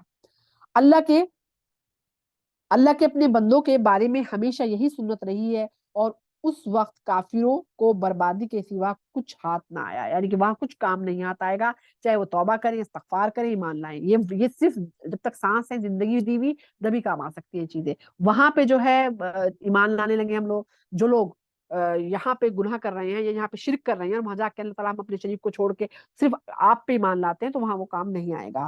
تو بس دیکھیے یہ سورت کا آخر ہو رہا ہے. آخر کی جو سورت ہے جو ہے, ہمیں یہی چیز مین مجھے سمجھ میں آتی ہے کہ اس میں جنت کا, جہنم کا جو ہے وہ ذکر خاص طور سے جو وہ بھی آیا ہے. اور یہ بھی بتا دیا گیا کہ وہاں یعنی کہ آخری وقت کی توبہ کام نہیں آئے گی, آخری وقت میں ایمان لائیں کام نہیں آئے گا. اور وہاں پہ جب حساب کتاب ہو رہا ہوگا, وہاں پہ ہم کتنے بھی روئیں گے, گڑگڑائیں گے, کچھ نہیں ہوگا. جو ریزلٹ ہمیں, جو ہم کر چکے, جو ہم اپنا عمل بھیج چکے, وہ وہاں پہ بند ہے، وہ کھولا جائے گا، بس جو اس میں سے نکلے گا اس کے حساب سے جو ہے ہمارے ساتھ کیا جائے گا. وہاں ہمارا نہ رونا دیکھا جائے گا، نہ گڑانا دیکھا جائے گا، کچھ نہیں دیکھا جائے گا. تو آج ہم رو لیں اور گڑا لیں، اللہ سے معافی مانگ لیں، توبہ کر لیں، وہ زیادہ اچھا ہے کہ وہاں کے لیے چھوڑ دیں گے. وہاں سوچیں کہ دنیا میں جیسے لوگوں کے گڑا کے ہم آخری وقتوں میں بھی لوگوں سے بات منوا لیتے ہیں، وہاں کچھ نہیں ہوگا. یہاں پہ جو ہے الحمدللہ وقت ہے ہمارے پاس، تو ہم لوگ اپنے صبر بھی کرنے والے بنے. آگے صورت میں یہ بھی چیز آئے گی کہ یہاں پہ ظاہر سی بات ہے کہ ہر کسی کا دل چاہتا ہے زندگی میں، جب لوگوں کو دیکھتے ہیں کہ آرام سے سو رہے ہیں اور یہ کر رہے ہیں وہ کر رہے ہیں، تو دل چاہتا ہے انسان کا. لیکن انسان اپنے نفس پہ کنٹرول کرتا ہے نا کہ نہیں مجھے نہیں کرنا ہے، کیونکہ میرے رب کو پسند نہیں ہے، میرے رب کو پسند نہیں. وہ صبر کر کر کے اپنے دل کو مار مار کے زندہ رہتا ہے. تو بس جو صبر کرتے ہیں ان کا انعامات بھی ان کو ملیں گے پھر وہاں پر جا کر. تو زندگی تو ہمیں خود چوز کرنی ہے اپنے لیے کہ ہمیں کون سا جو ہے وہ کیا چاہیے.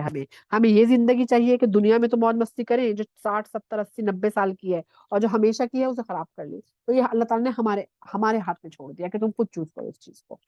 چلیے ہماری جو ہے سورہ مومن جو ہے ختم ہو گئی ہے، اور حامیم سجدہ جو ہے ہماری شروع ہو رہی ہے الحمدللہ. بسم اللہ الرحمن الرحیم. حامیم تنزیل من الرحمن الرحیم. کتاب فصلت آیاتہ قرآنا عربیا لقوم یعلمون بشیرا ونذیرا فأعرض أکثرهم فهم لا يسمعون. یہ میں نے بس 4 آیتیں جو ہیں پڑھی ہیں اس کی.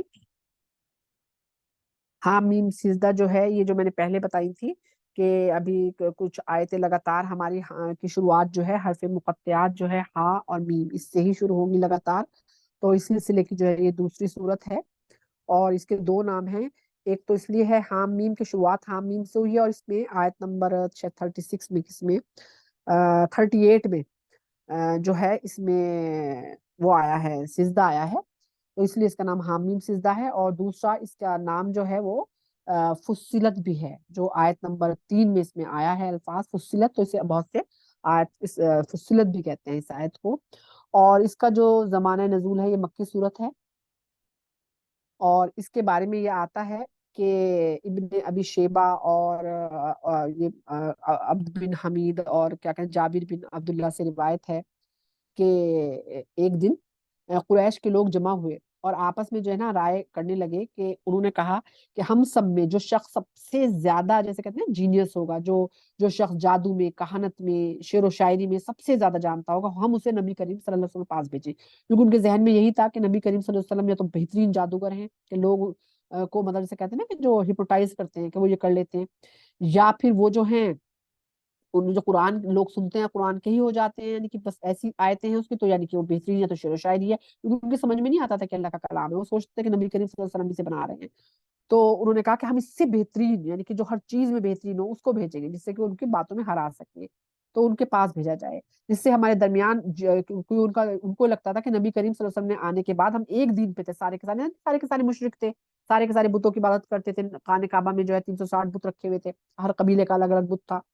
لیکن جب یہ نبی کریم صلی اللہ علیہ وسلم توحید کی دعوت لے کر آئے تو ظاہر سی بات ہے کہ لوگ بٹ گئے آپس میں، کچھ لوگوں نے اسلام قبول کیا. اور یہ کہتے ہیں صورت ہے بھی اس وقت کی جب اس وقت حضرت حمزہ جو آپ کے وہ تھے چچا تھے، وہ ایمان لے آئے تھے. تو ان کے ایمان لینے کے بعد بہت بڑی تعداد میں لوگ مسلمان ہونے لگے.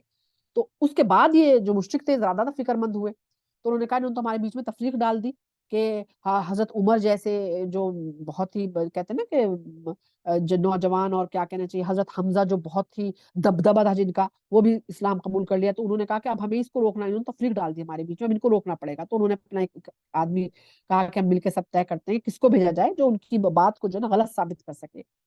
تو پھر ان سب نے آپس میں مشورہ کیا اور پھر ایک آدمی کو چنا، اس کا نام تھا عتبہ بن ربیعہ. اب وہ نبی کریم صلی اللہ علیہ وسلم کے پاس گیا اور پھر اس نے کہا کہ تم یہ بتاؤ، نبی کریم صلی اللہ علیہ وسلم سے کہا کہ یہ بتاؤ تم بہتر ہو یا تمہارے باپ جو ہیں عبداللہ وہ بہتر تھے، اور تم بہتر ہو یا تمہارے دادا عبد المطلب جو ہیں وہ بہتر تھے. اور انہیں تو پھر اگر وہ تم سے بہتر تھے تمہارے باپ اور دادا تو تم اس نے سوچا کہ میں اس طرح سے باتوں میں ان کو وہ کر لوں گا، یعنی کہ کہتے ہیں نا ہرا لوں گا.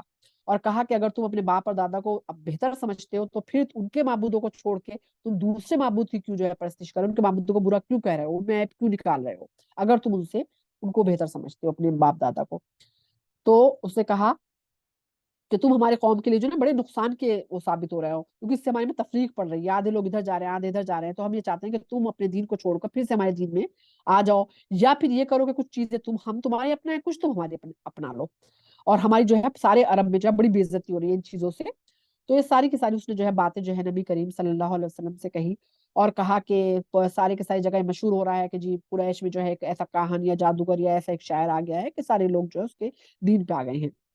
اور تو اس طرح سے جب بات کی، اچھا پھر یہ، ہاں پھر ایک اور رکھا آفر، ایک آفر یہ رکھا کہ اگر تم چاہو کہ تمہیں جو ہے مال چاہیے تو تم جتنا تم مال کہو گے ہم تمہیں تمہارا مال دے دیں گے، جتنا تم چاہو گے، اور اگر تم کسی بھی خوبصورت لڑکی سے شادی کرنا چاہو، جس لڑکی سے کہو گے اس سے تمہاری شادی کروا دیں گے، بلکہ تمہاری قریش کی 10 خوبصورت عورتوں سے جو ہے وہ شادی کروا دیں گے، اس کے علاوہ جو تم مال دولت چاہو گے وہ بھی تمہیں دیں گے۔ لیکن تم یہ دین کی دیکھیے، نبی کریم صلی اللہ علیہ وسلم سے کوئی شکایت نہیں تھی کہ آپ کہتے کہ آپ کے جبل کے، کہا کہ بس یہ دین کی جو تم دعوت دے رہے ہو، جو تم کہہ رہے ہو کہ اللہ کا پیغام ہے، اس کو روک دو، بس جو چاہے ہم تمہیں دیں گے۔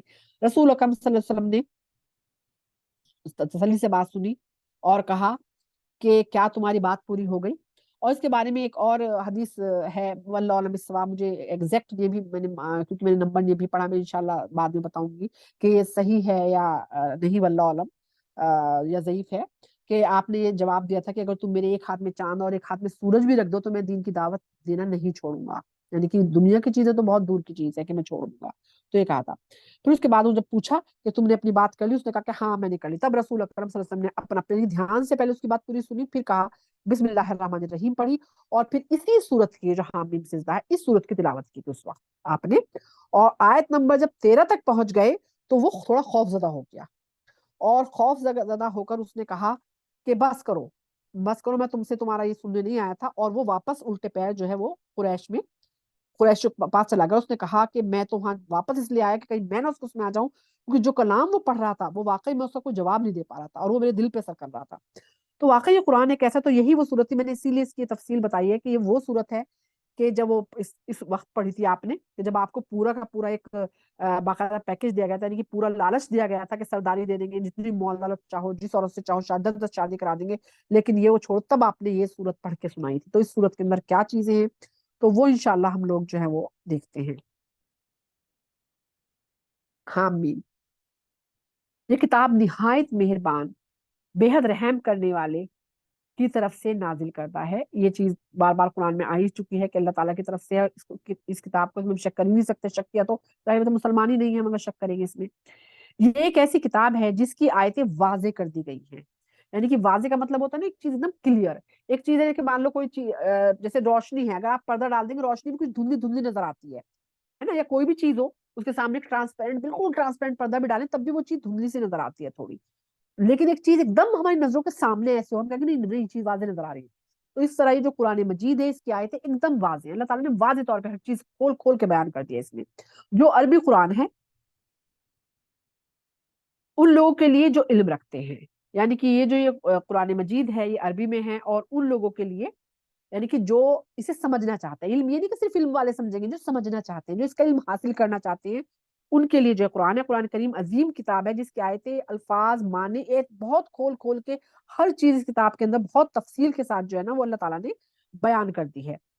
اب ان آیتوں میں قرآن کریم میں جسے اللہ تعالیٰ نے عربی زبان میں اہل علم کے لیے جو ہے وہ نازل کیا ہے، اور پھر اس کے اللہ تعالیٰ کی ہی بہت بڑی نعمت ہے کہ اللہ تعالیٰ نے اس کے ترجمے کروائے، جیسے کہ ہم آج پڑھ رہے ہیں، اگر خالی عربی زبان میں ہی رہتا اور اس کے ترجمے نہ ہوتے تو ہم لوگ واقعی کیونکہ ہم تو برسوں برسوں بھی سعودی عرب میں رہتے ہیں اور عربی میں آتی نہیں ہے، اور پھر اس قرآن کی جو عربی وہ فصیح اور بلیغ بھی بہت ہے، عام جو بالکل عام عربی بولنے والے وہ بھی نہیں سمجھ پاتے، تو اس کے لیے بھی علم کی ضرورت ہے۔ تو ہمیں جو ہے اللہ تعالیٰ کا اس کے لیے بھی شکر ادا کرنا چاہیے کہ اللہ تعالیٰ نے ایسے لوگ پیدا کیے اور ان کو یہ علم دیا کہ ان لوگوں نے اس کو آسان زبان میں ہمارے لیے کر دیا جس سے ہم سمجھ سکیں۔ اللہ تعالیٰ ان سب لوگوں کا جنہوں نے قرآن کو صحیح معنوں کو، یہ نہیں کہ خدا نہ کرے اس میں کچھ میل کیا ہو، جنہوں نے قرآن کو صحیح طرح سے معنی کی اور صحیح طرح سے تفسیر کی ہے، صحیح ڈھنگ سے ان کی، اور ہم اسے پڑھ رہے ہیں، اللہ تعالیٰ ان کو بھی بہت جزائے خیر دے، ان کو بھی جنت الفردوس میں جگہ دے کہ ہمارے انہوں نے آسانی کر دی، اور اللہ کا بھی جتنا شکر کریں وہ کم ہے۔ जो जो खुशखबरी देने, जो यानी कुरान के बारे में जो खुशखबरी देने वाला और डराने वाला, यानी कि दोनों चीजें हैं इसके अंदर। हम एक जगह एकदम देखते हैं कि अल्लाह ताला ने हमें जहन्नुम के अजाब बता रहा है कि जहन्नुम में ये होगा ये होगा ये होगा, लेकिन फौरन एकदम दूसरी आयतें आती हैं, अल्लाह ताला खुशखबरी देता है कि तुम्हें ये भी मैं दूंगा। यानी कि दोनों चीजें फैसला तुम्हारा है। अल्लाह ताला ने दोनों चीजें रख दी सामने हमारे, एक चीज ये है एक ये है, अब उठानी तुम्हें है, तुम ये उठा लो या ये उठा लो। वो फैसला अल्लाह ने हमारे ऊपर छोड़ दिया।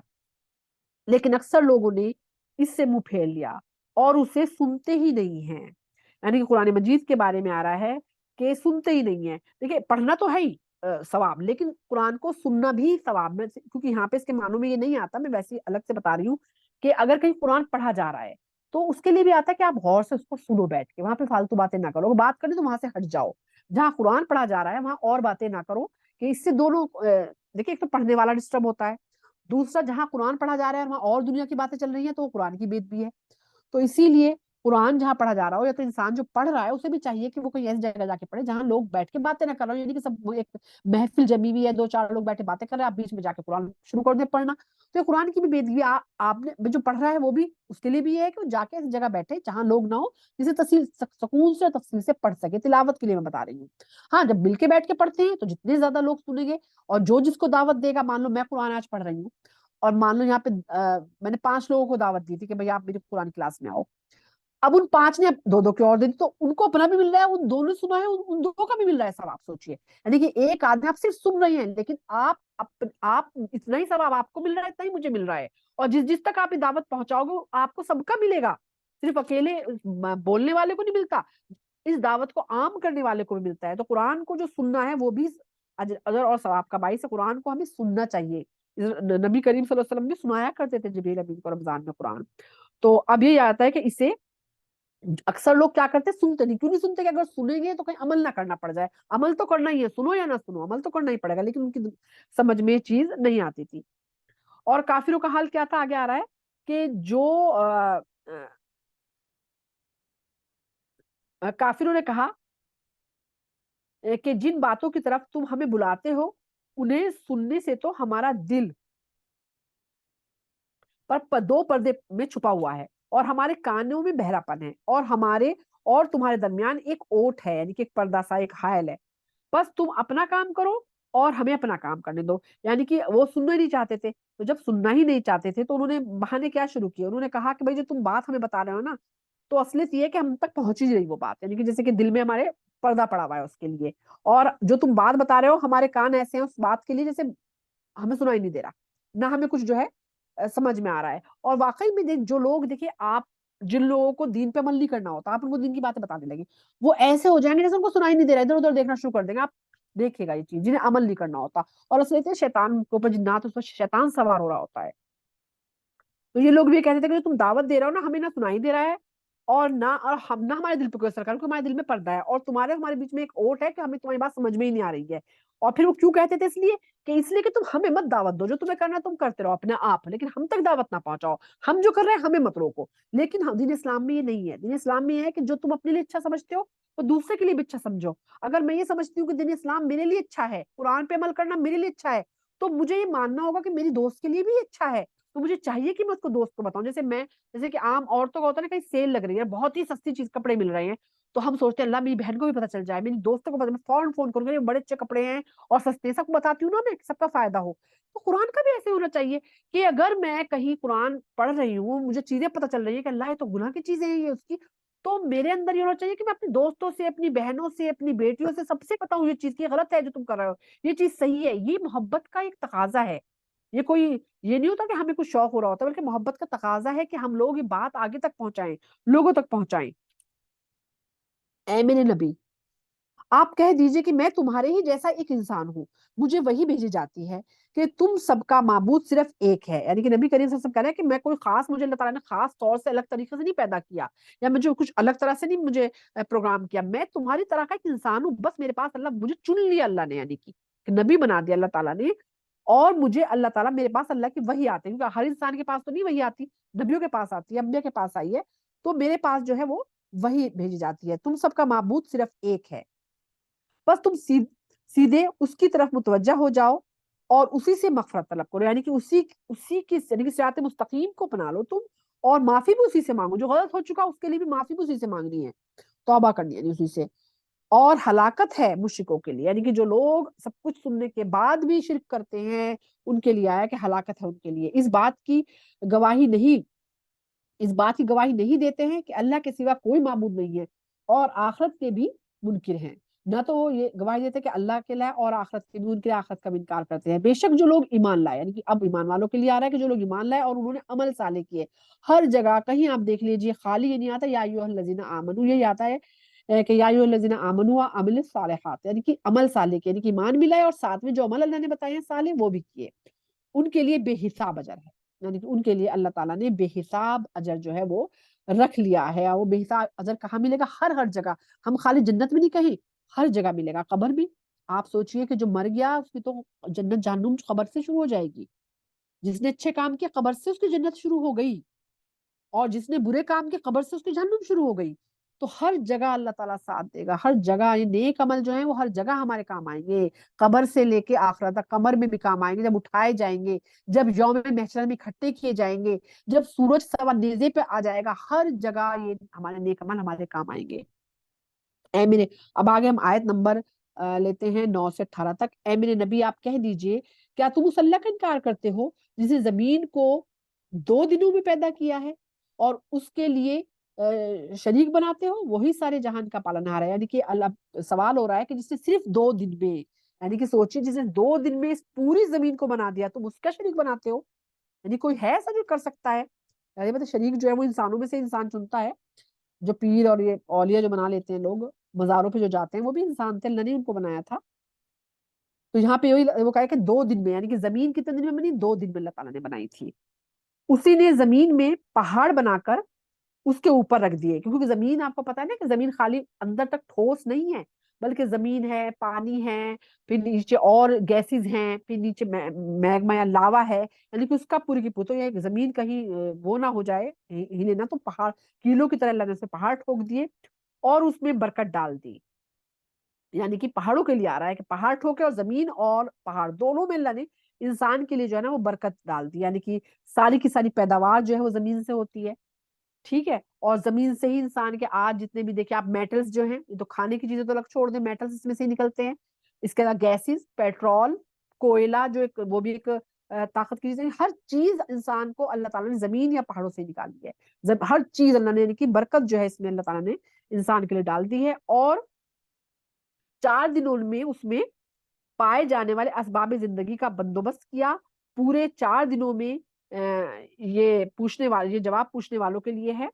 اچھا اب یعنی کہ کیا، اب اس میں یہ آتا ہے کہ 2 دن میں تو اللہ نے زمین بنائی، اور 2 دن میں اس کے اوپر وہ تمام چیزیں جو انسان کے لیے اللہ نے بنائی ہیں، پیڑ پودے، پہاڑ، زمین، یعنی کہ نہریں نکال دی، سب کچھ جو ہے 2 دنوں میں وہ کیا، یعنی کہ 4 دن میں ٹوٹل اللہ تعالیٰ نے زمین کو پورا اس طرح کا بنایا جیسے کہ ہمیں نظر آتی ہے۔ تو اللہ تعالیٰ یہاں یہی کہہ رہے ہیں کیا تم ان چیزوں کا انکار کرتے ہو کہ اللہ تعالیٰ نے نہیں بنائی ہے؟ اور بلکہ اس کے بارے میں ایک وہ آتا ہے کہ ان کے بارے میں ذہن میں ان کا نام اصل میں سوچ رہی ہوں کہ کون سے صحابی سے مروی ہے یہ حدیث، کہ جنہوں نے یہ کہا کہ اللہ تعالیٰ نے کس کس دن میں مطلب کہ ان 2 دنوں میں اللہ نے آسمان بنایا، ان 2 دنوں میں جو ہے زمین بنائی، کہ 6 دن لگے اللہ تعالیٰ کو پوری کی پوری کائنات کو بنانے میں، ٹھیک ہے۔ اب اس میں آگے وہ جو وہی چیز آ رہی ہے میں دیکھ رہی ہوں، پھر وہ آسمان کی طرف متوجہ ہوا، یعنی کہ پہلے تو زمین بنائی 2 دن میں، پھر 2 دن میں اس کے اوپر پہاڑ کرے، اور پوری کی پوری زمین پہ جو کچھ ہمیں آج نظر آ رہا ہے وہ سارا کا سارا یعنی کہ ندین اور نہریں اور پیڑ اور جتنی بھی جانور ہیں اور انسیکٹ ہیں اور مچھلیاں ہیں، سب چیزیں اللہ تعالیٰ نے 2 دن میں وہ بنائی، یعنی کہ 4 دن تک اللہ نے یہ سب کیا، پھر وہ آسمان کی طرف متوجہ ہوا، پھر اللہ نے آسمان بنانا شروع کیا۔ اچھا جی، اس وقت جو آسمان جو ہے وہ دھواں تھا، یعنی کہ آسمان اس طرح کا نہیں تھا جس طرح کہ اب اللہ نے بنا دیا، اس وقت دھواں تھا، وہ جب اللہ نے زمین بنائی اس وقت دھوئیں کی شکل میں تھا، یعنی کہ اور وہ دھواں کہاں سے تھا؟ وہ عرش سے عرش میں پانی ہے نا، وہ پانی سے نکلنے والا دھواں تھا، جو پانی سے نکل رہا تھا، یعنی کہ عرش سے جو نکل رہا تھا وہ دھواں تھا سارا، بس اس سے اوپر زمین سے، اور پھر اس نے کیا کیا اللہ تعالیٰ نے اس کے 7 وہ بنائی، کیا کہتے ہیں 7 لیئرز، جیسے زمین کہتے ہیں نا کہ آسمان کی بھی 7 لیئرز اللہ نے 7 آسمان بنایا، یعنی کہ ان کو مضبوط اور کہتے ہیں نا بالکل مضبوط بنا دیا 7 لیئرز میں، ایک کے بعد ایک، ایک کے بعد ایک کے بعد ایک، طرح اللہ نے 7 آسمان اللہ نے بنا دیے ایک کے اوپر ایک، جیسے کہ اب ہیں، اور سب سے نیچے کا جو آسمان ہے وہ زمین، آسمان زمین وہ ہمارا ہے. بس اس کے بعد اللہ تعالیٰ نے پھر کیا کہا زمین اور آسمان سے؟ پہلے تو اس کو زمین بنائی، زمین کے اوپر 2 دن میں زمین بنائی، 2 دن میں پوری کی پوری زمین کو اوپر سے سجایا. اس کے بعد 2 دن میں جو ہے اللہ تعالیٰ نے 7 آسمان بنائے. پر پھر اس نے زمین سے کہا، زمین اور آسمان سے کہا کہ تم دونوں آ جاؤ. پھر اللہ نے حکم دیا دونوں کو کہ تم دونوں آ جاؤ، چاہے خوشی سے یا ناخوشی سے. دونوں نے کہا ہم خوشی سے آتے ہیں، یعنی کہ اللہ نے پھر حکم دیا دونوں کو کہ اللہ تعالیٰ جو حکم دے رہا ہے تمہیں وہ کرنا ہے، یعنی کہ تم خوشی سے آؤ تب بھی کرنا ہے اور خوش نہ ہو تب بھی کرنا ہے. لیکن زمین اور آسمان نے کہا نہیں، ہم خوشی سے آپ کا حکم مانتے ہیں، کیونکہ ہر چیز اللہ کا حکم مانتی ہے. آپ کو یہ چیز تو ہم سب کو پتہ ہی ہے نا کہ ہر چیز، ایک تنکا بھی اگر ہل رہا ہے وہ بھی اللہ کے حکم سے ہل رہا ہے. ہر چیز اللہ کا حکم مانتے. تو انہوں نے کہا ہم خوشی سے مانیں گے. تب اللہ تعالیٰ نے ان کو حکم دیا آسمان اور زمین کو کہ زمین سے کہا کہ تم اپنے اندر جو کچھ ہے وہ انسان کے لیے نکالو. تو زمین سے ہر چیز نکلتی ہے، بیج بویا جاتا ہے اور پھر وہ تناور درخت بن کے نکل جاتا ہے. زمین کے اندر جو اللہ نے میٹلز رکھے ہوئے ہیں یا جواہرات رکھے ہوئے ہیں یا جو بھی چیزیں نکل رہی ہیں زمین کے اندر، تو اللہ کے حکم سے وہ جس طرح جب اللہ چاہتا ہے وہ نکلتی رہتی ہیں باہر. اس کے علاوہ آسمان کے اندر اللہ تعالیٰ نے سارے ستارے رکھ دیے ہیں، سورج رکھ دیا ہے، چاند رکھ دیا. اور جب اللہ کا حکم ہوتا ہے، اللہ تعالیٰ حکم کرتا ہے، تو پھر آسمان میں وہ اسی طرح سے وہ گھوم رہے ہیں چاروں طرف. اور اسی طرح سے زمین میں وہ کبھی چاند رات ہوتی ہے تو چاند نظر آتا ہے، دن ہوتا تو سورج. تو یہ اللہ کا نظام ہے سارا کا سارا. یہ اللہ کے اسی حکم کی بدولت ہے جو یہاں پہ اللہ تعالیٰ نے دیا ہے کہ تم خوشی سے ہو یا ناخوشی سے تمہیں وہ کرنا ہے. لیکن دونوں نے کہا خوشی سے کرتے ہیں. تو یہ پورا نظام اسی وجہ سے اب چل رہا ہے. پھر اس نے آسمان کو 2 دن میں 7 آسمان بنا دیا. یعنی کہ 2 دن میں جو میں نے ابھی بتایا 7 آسمان اللہ نے بنا دیے اور ہر آسمان میں اس سے متعلق حکم جاری فرما دیا. اب اس میں اللہ تعالیٰ نے کیا کیا، ہر آسمان کے لیے الگ الگ حکم، یعنی کہ ہر آسمان میں ایک الگ طریقے کی چیز. معراج کا اگر آپ نے پورا واقعہ پڑھا ہو تو اس میں نا نبی کریم صلی اللہ علیہ وسلم معراج پہ گئے تو ہر آسمان میں الگ الگ نبی سے آپ کی ملاقات ہوئی، الگ الگ چیزیں آپ نے دیکھی. یعنی کہ ہر آسمان کو اللہ تعالیٰ نے الگ الگ چیزیں رکھی ہوئی ہیں. اور ہم نے آسمان دنیا کو چراغوں سے مزین کر دیا. یہ آسمان دنیا یعنی کہ جو ہمیں نظر آتا ہے آسمان، چراغ یعنی کہ یہی ستارے جو ہیں جو چمکتے ہیں، یہ اللہ تعالیٰ نے پورا کا پورا سجا دیا جس سے انسان کو سفر میں بھی آسانی ہوتی ہے، روشنی بھی ملتی ہے. اور یہیں سے اسی آسمان دنیا میں اللہ تعالیٰ نے وہ کہتے ہیں چوکیاں بنائی ہوئی ہیں ستاروں کی کہ جب شیطان جو ہے وہ اوپر جانے کی کوشش کرتا ہے تو وہیں سے اس کو جو ہے وار کیا جاتا ہے اس پہ، اور ان کے ذریعے اس کی حفاظت کر دی. یہ تدبیر و نظام اس اللہ کا ہے جو زبردست اور دانا. آپ سوچئے کہ جس نے زمین یا آسمان سارا نظام 6 دن میں بنایا، آپ سوچئے اس رب کے لیے کیا چیز مشکل ہو سکتی ہے. اگر پھر بھی اہل مکہ، نبی کریم صلی اللہ علیہ وسلم سے کہا جا رہا ہے اگر پھر بھی اہل مکہ آپ کی دعوت سے منہ پھیرتے ہیں تو آپ کہہ دیجئے کہ میں نے تمہیں عاد اور سمود کے عذاب کے مانند ایک عذاب سے ڈرایا ہے. وہی ذکر آیا کہ جیسے عاد اور سمود پہ آیا تھا، جب ان کے پیغمبر ان کے آگے اور ان کے پیچھے سے آئے اور کہا کہ اللہ کے سوا کسی کی بندگی نہ کرو. انہوں نے کہا کہ اگر ہمارا رب چاہتا تو وہ فرشتوں کو نازل کرتا ہے، لیکن نبی انسان کیوں بن کے آیا. سب کی یہی شکایت تھی، یہی مکہ والوں کے لیے جو مشرک تھے. بس جو دین دے کر تم بھیجے گئے ہو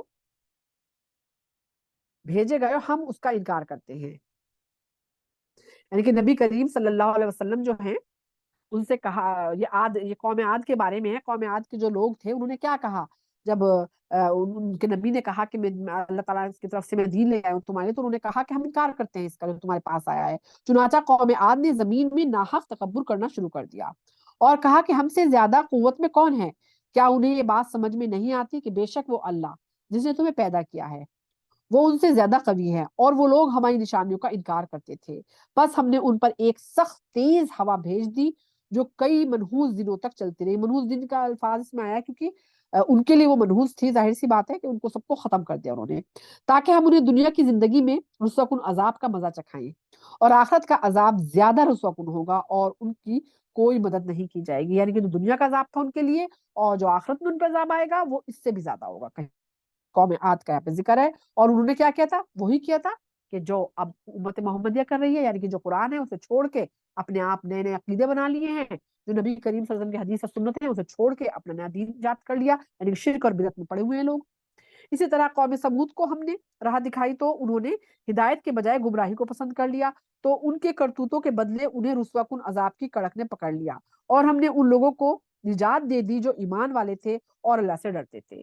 یعنی کہ نجات کن کو ملتی ہے؟ صرف وہ جو ایمان لائے اور جو اللہ سے ڈرتے تھے وہ بچ گئے اور لوگوں کو اللہ تعالیٰ نے ختم کر دیا. تو یہ مثال اللہ تعالیٰ دے رہا ہے ہم لوگوں کو کہ ہم بھی سمجھ جائیں کہ دنیا میں جو عذاب آئے گا اس سے تو لوگ ڈرتے ہیں، اللہ یہ ہو گیا، وہاں کا عذاب تو بہت ہی سخت ہوگا، دنیا کا تو کچھ بھی نہیں ہے. آگے ہم آیت نمبر لیتے ہیں 19 سے 25 تک. اور جن اللہ کے دشمن جہنم کی طرف ہانک کر لے جائے جائیں گے. اللہ کے دشمن کون؟ جو اللہ کی آیتوں سے انکار کرتے ہیں، جو اللہ کی کے دین پہ عمل کرنے سے دور کرتے ہیں، یعنی کہ یہ جو شیطان ہے یا شیطان کے جو چیلے جنہیں کہنا چاہیے وہ لوگ، تو وہ سب وہاں جمع کر دیے جائیں گے. یہاں تک کہ جب وہ اس کے پاس آ جائیں گے تو ان کے کان، ان کی آنکھیں اور ان کے چمڑے اور ان کے برے کرتوتوں کی گواہی دیں گے. تو یعنی کہ وہاں پہ جب وہ اللہ تعالیٰ یوم آخرت کا ذکر ہے کہ ان سے حساب کتاب لینے کے لیے اکٹھا کیا جائے گا، تو وہ مکر جائیں گے. وہ کہیں گے اللہ تعالیٰ جو تم مطلب آپ یہ کہہ رہے ہو کہ یہ ہم نے کیا ہے، تو ہم نے کیا ہی نہیں ہے. تو پھر اللہ تعالیٰ زبان کو چپ کرنے کا حکم دے دیں گے، اور پھر اللہ تعالیٰ حکم دیں گے جسم کے ہر حصے کو، ہر حصہ، کیونکہ زبان میں تو گوشت کا پیس ہے چھوٹا سا، ہر حصہ بول سکتا ہے. تو پھر اس کا جسم کی جو یہ جلد ہے یہ بولے گی کہ اس نے اپنی لذت کے لیے یہ گناہ کیا میرے ساتھ. کان بولیں گے کہ اس نے مجھے ایسی چیزیں سنوائی اپنی لذت کے لیے. آنکھیں بولیں گی کہ ہر جسم کا حصہ جو ہے ہمارے خلاف خود ہم گواہی دے گا. جو ہم گناہ کر رہے ہیں نا، دیکھیں ہم لوگ کیا سوچتے ہیں جب ہم گناہ کرتے ہیں، ہم سوچتے ہیں چھپ کے کرتے ہیں، کوئی ہمیں دیکھ نہیں رہا ہے.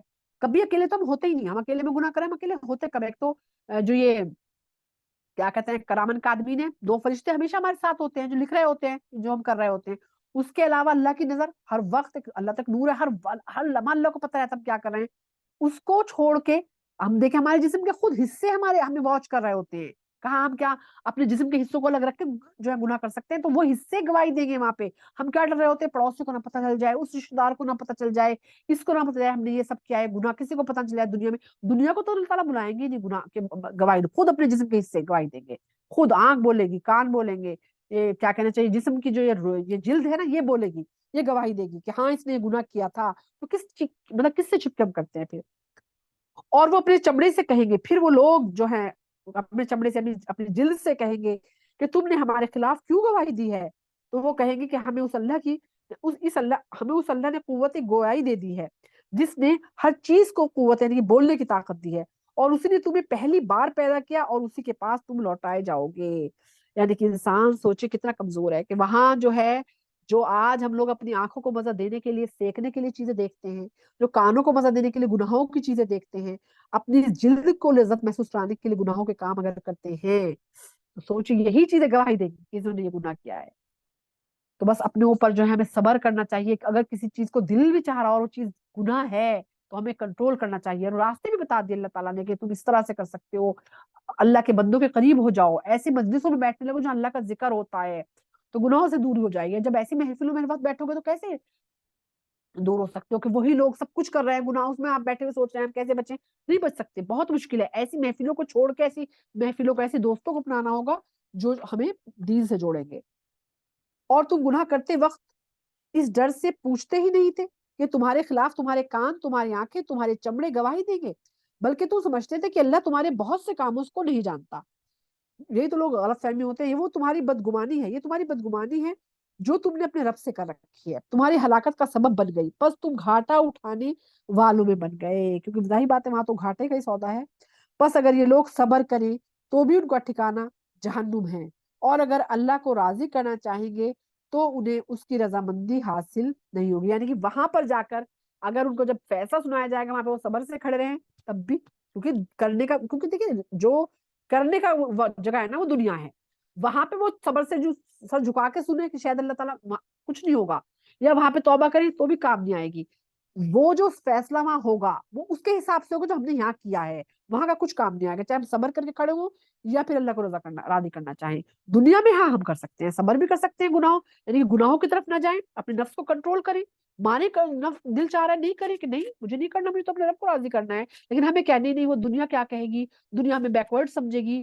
آج کل عورتوں کا بتا رہی ہوں خاص طور سے بہت زیادہ ہے کہ دنیا بیکورڈ سمجھے گی، ہم یہ کریں گے تو جو جتنا زیادہ لباس تنگ سے تنگ عورتیں پہن کے باہر نکل رہی ہیں، ہم نہیں کریں گے تو ہم پیچھے ہو رہ جائیں گے. مطلب اچھے اچھے دیندار لوگوں نے چیزیں چھوڑ دی ہیں.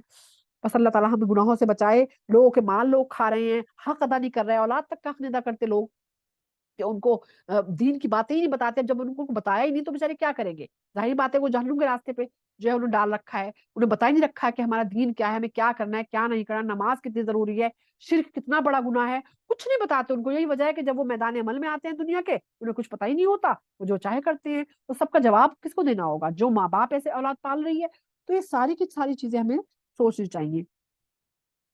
اور ہم نے دنیا میں کچھ شیطانوں کو ان کا ساتھی بنا دیا تھا, بس انہوں نے ان کے اگلے اور پچھلے گناہوں کو ان کی نگاہوں میں خوبصورت بنا دیا, اور جنوں اور انسانوں کے کی جو جو نہیں, اس میں پہلے میں بتانا چاہوں گی جو آیا نا کہ شیطان ان کے ساتھی بنا دی, اس لیے دونوں کے لیے ہے. مطلب وہ بھی جو شیطان پیچھے لگے ہوتے ہیں, اور وہ لوگ بھی جو انسان کو گناہوں کی طرف جو ہے وہ لے کے جاتے ہیں, خود ان کی چیزوں کو مطلب اچھا بنا کے پیش کرتے ہیں. جو انسان اگر نہیں بھی چاہ رہا ہے نا تو اس کا دل چاہنے لگے, کرے نہیں نہیں کر کے تو دیکھو, رے نہیں نہیں وہ چیز دیکھو, یہ چیز دیکھو, رے یہ کرو, رے چھوڑو, ساری دنیا یہ کر رہی ہے, بس نماز پڑھ لینا 5 وقت کی بہت ہے. ایک تو لوگوں کے اندر یہ بہت بڑی غلط فہمی ہے, یہ سوچتے ہیں وہ 5 وقت کی نماز پڑھی جو چاہے کرے. ایسا نہیں ہے, ایسا نہیں ہے. کتنی چیزیں ہیں جن پہ عمل کرنا ہے. خالی نماز تو یہ تو ایک سائن ہے کہ ہمیں کفر سے دور کرتی ہے نماز صرف. ٹھیک ہے, وہاں پہ نام مال کھولا جائے گا اس کی وجہ سے کہ اگر نماز پڑھی ہے, نماز نہیں پڑھی تو نماز عمل نہیں کھولا جائے گا, لیکن نام مال میں بھی تو کچھ ہوگا نا. خالی نماز پڑھنے سے نہیں بخشے جائیں گے. اور پھر وہ ان کے خود کی جو ان کی چیزیں ہوں گی, ان کے رشتے دار, ان کے دوست ان کے کاموں پہ لگاتے ہیں, پھر ان کی کاموں کی تعریف کرتے ہیں برے کاموں کی, کہ وہ انسان اور خوش ہوتا ہے کہ میں نے بڑا اچھا کیا ہے, اور وہ اور زیادہ ان کاموں میں ملوث ہوتا ہے. تو پھر جو ہے ایسے لوگوں سے جو ہے دوری اختیار کرنی ہے. اور جنوں اور انسانوں کی جو کافر گلا میرا تھوڑا سا آج خراب ہو رہا ہے, 1 منٹ میں پانی پی لیتی ہوں.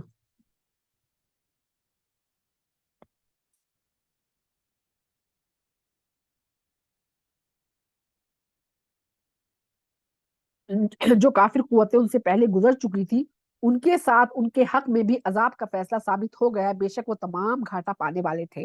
یعنی کہ جو لوگ خود تو ہے نا کہ شعر ہے کہ ہم تو ڈوبیں گے آپ کو لے ڈوبیں گے, تو کچھ لوگ ایسے ہی ہوتے ہیں کہ خود تو گناہ کر رہے ہوتے ہیں, وہ اپنے آس پاس کے اپنے دوست احباب, اپنے بہن بھائی, اپنے اولاد سب کو لے کے ڈوبتے ہیں, لیکن ان کو بھی نہیں دے چھوڑو کیا کر رہے ہیں, ارے نماز تو پڑھ رہے ہیں نا بس ٹھیک ہے.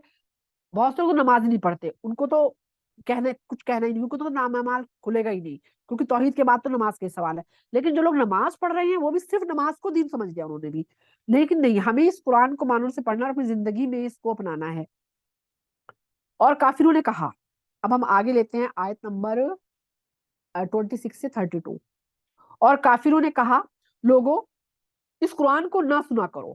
اب جو مشرک تھے مکہ میں وہ کیا کہتے تھے, کہ کیونکہ ان کو پتا تھا کہ قرآن کے اندر ہے کوئی تاثیر, کہ جب قرآن کو سنا جاتا ہے تو انسان کا دل جو ہے نا وہ چاہتا ہے کہ میں اور سنوں اس کو, اور سنوں, پھر اس طرف ہی چلا جاتا ہے, تو وہی چیزیں صحیح لگتی ہیں. تو وہ کہا کرتے تھے قرآن کو نہ سنو, اور اس میں یعنی کہ تشویش پیدا کرو, شاید کہ اس طرح تم غالب آ جائیں کہ جب وہ پڑھا جا رہا ہو تو ایسا کرو کہ کوئی سنو ہی نہ اس کو. جیسے ابوبکر صدیق کے بارے میں آتا ہے, جب آپ تلاوت کرتے تھے تو یہ مشرک خوب شور شرابہ مچایا کرتے تھے, خوب ڈھول پیٹتے تھے, کوئی ان کی آواز نہ سن, جو بھی کوئی قرآن پڑھتا تھا. اس کے علاوہ ایک اور آپ نے وہی مشرک تھا جو وہاں سے کہیں سے لونڈی لے آیا, ناچنے والے, اور قصے کہانی لے آیا. تو جیسے کہ آج کل بھی نا لیلا مجنو کہانی, اس طرح کی کہانی ہے. اب یہ کہانی اس طرح کی کہانی ہے تو کیا کرتی ہے, انسان کو دین سے دور کرتی ہے. تو جب جہاں پہ قرآن پڑھا جاتا تھا تو وہ اپنی محفل جما لیتا تھا, اور وہاں پہ وہ لہک لہک کے جو ہے وہ قصے سنایا کرتا تھا, اور وہیں پہ جو ہے اس نے 2-3 لونڈے کھڑی کی ہوئی تھی, وہ ڈانس کرتی تھی. بہت سے لوگ کیا ہوتا تھا کہ وہ جا رہے ہوتے تھے کہ دیکھ کیا یہ نبی کریم صلی اللہ علیہ وسلم جو ہے یہ کیا کہہ رہے ہیں, لیکن راستے میں ایسا ہوتا تو نفس تو کمزور ہے, وہ وہاں بیٹھ جاتے تھے اس کی لیلا مجنو کی کہانی سننے کے لیے. اور اس کی جو ہے یہ مطلب لیلا مجنو تو میں ویسے ہی نام لے رہی ہوں, مطلب اس طرح کی کہانیاں ہوتی تھی, اور ناچ گانا دیکھنے کے لیے. اور آج بھی یہی ہے کہ بہت سے لوگ ایسے ہوتے ہیں کہ کہیں سے ہوتا ہے کہ چلو اس وقت بیٹھ کے میں ذکر کر لیتی ہوں, یا میں قرآن کی اس وقت تلاوت کیا کروں گی, یا چلو یہاں پہ قرآن کی کلاس ہو رہی ہے میں کلاس میں جایا کروں گی, یا چلو آن لائن ہی میں سن لیتی ہوں. ٹھیک ہے, لیکن اگر بہت سے لوگ ایسے ہوتے ہیں کیا کہیں گے وہ, ارے نہیں نہیں اس وقت تو بڑا اچھا ڈرامہ آتا ہے. تو کیا ہوتا ہے, وہ کہتا ہے اچھا چلو ٹھیک ہے ڈرامہ دیکھ لیتی ہوں میں. ایسے جو ہے نا یہ وہ اس طرح کے لوگ اس وقت بھی تھے اور آج بھی ہیں ایسے لوگ جو دین کی یعنی کہ اس میں کہا گیا نا کہ شور مچاؤ, سننے نہ دو قرآن کو. تو اس وقت اس طرح کے لوگ تھے جو شور مچایا کرتے تھے, ان کو یہ تھا کہ کان میں پڑے گا تو انسان کہیں اس پہ عمل نہ کرنے لگ جائے. تو کہتے تھے کہ اسے سنو مت, اگر یہ پڑھا جائے تو اس میں جو ہے خوب وہ ڈالو شور شرابہ. بس ہم یقیناً کافروں کو سخت عذاب کا مزہ چکھائیں گے, اور ان کے برے کارناموں کا انہیں بدترین بدلہ دیں گے. اللہ کے دشمنوں کا یہی بدلہ ہے، یعنی جہنم کی آگ جس میں وہ ہمیشہ رہیں گے، جو اس بات کا بدلہ ہوگی کہ وہ ہماری آیتوں کا انکار کرتے تھے۔ اور اہل کفر کہیں گے اے ہمارے رب، ذرا ہمیں ان جنوں اور انسانوں کو دکھلا دے جنہوں نے ہمیں گمراہ کیا تھا، کیونکہ وہ انسان یہ سمجھتا ہے، اسی غلط فہمی میں رہتا ہے کہ میں نہیں گمراہ ہوں، مجھے گمراہ کیا جا رہا ہے۔ لیکن اللہ نے سوچنے سمجھنے کی طاقت تو دی ہے نا، اس وقت تو نبی تھے، یہ کہا جاتا ہے کہ نبی بھی تمہیں بات بتا رہا ہے اور لوگ گناہ کی طرف بلا رہے ہیں، تم ادھر ہی کچھ جا رہے ہو، ادھر کیوں نہیں؟ آج بھی یہی ہے کہ جو لوگ آپ کو قرآن کی بات بتاتے ہیں، جو وہ کیوں نہیں سنتے، اسے انہیں کی کیوں سنتے ہو جو گناہ کی بات بتاتے ہیں؟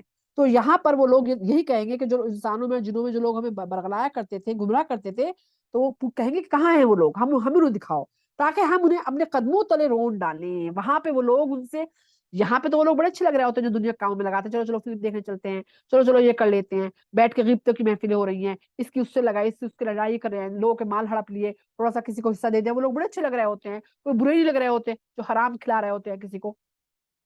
وہاں پہ کہا جائے گا کہ جو، یا جو لوگ مزاروں پہ کرے اس مزار پہ چادر چڑھاؤ گے جا کے تو یہ بات تمہاری پوری ہو جائے گی۔ تو یہاں تو کہتے اچھا اس نے تو اچھا بتایا مجھے، ہے نا، یہ لگتا ہے نا۔ وہاں کیا ہوگا، وہاں پہ کہیں گے اللہ ایسے لوگوں نے ہمیں بہکایا، ان کو لاؤ ہمیں اپنے قدموں کے نیچے رون ڈالیں، کہ انہوں نے ہمیں گناہ کے کاموں میں لگا دیا تاکہ وہ خوب ذلیل اور رسوا ہوں۔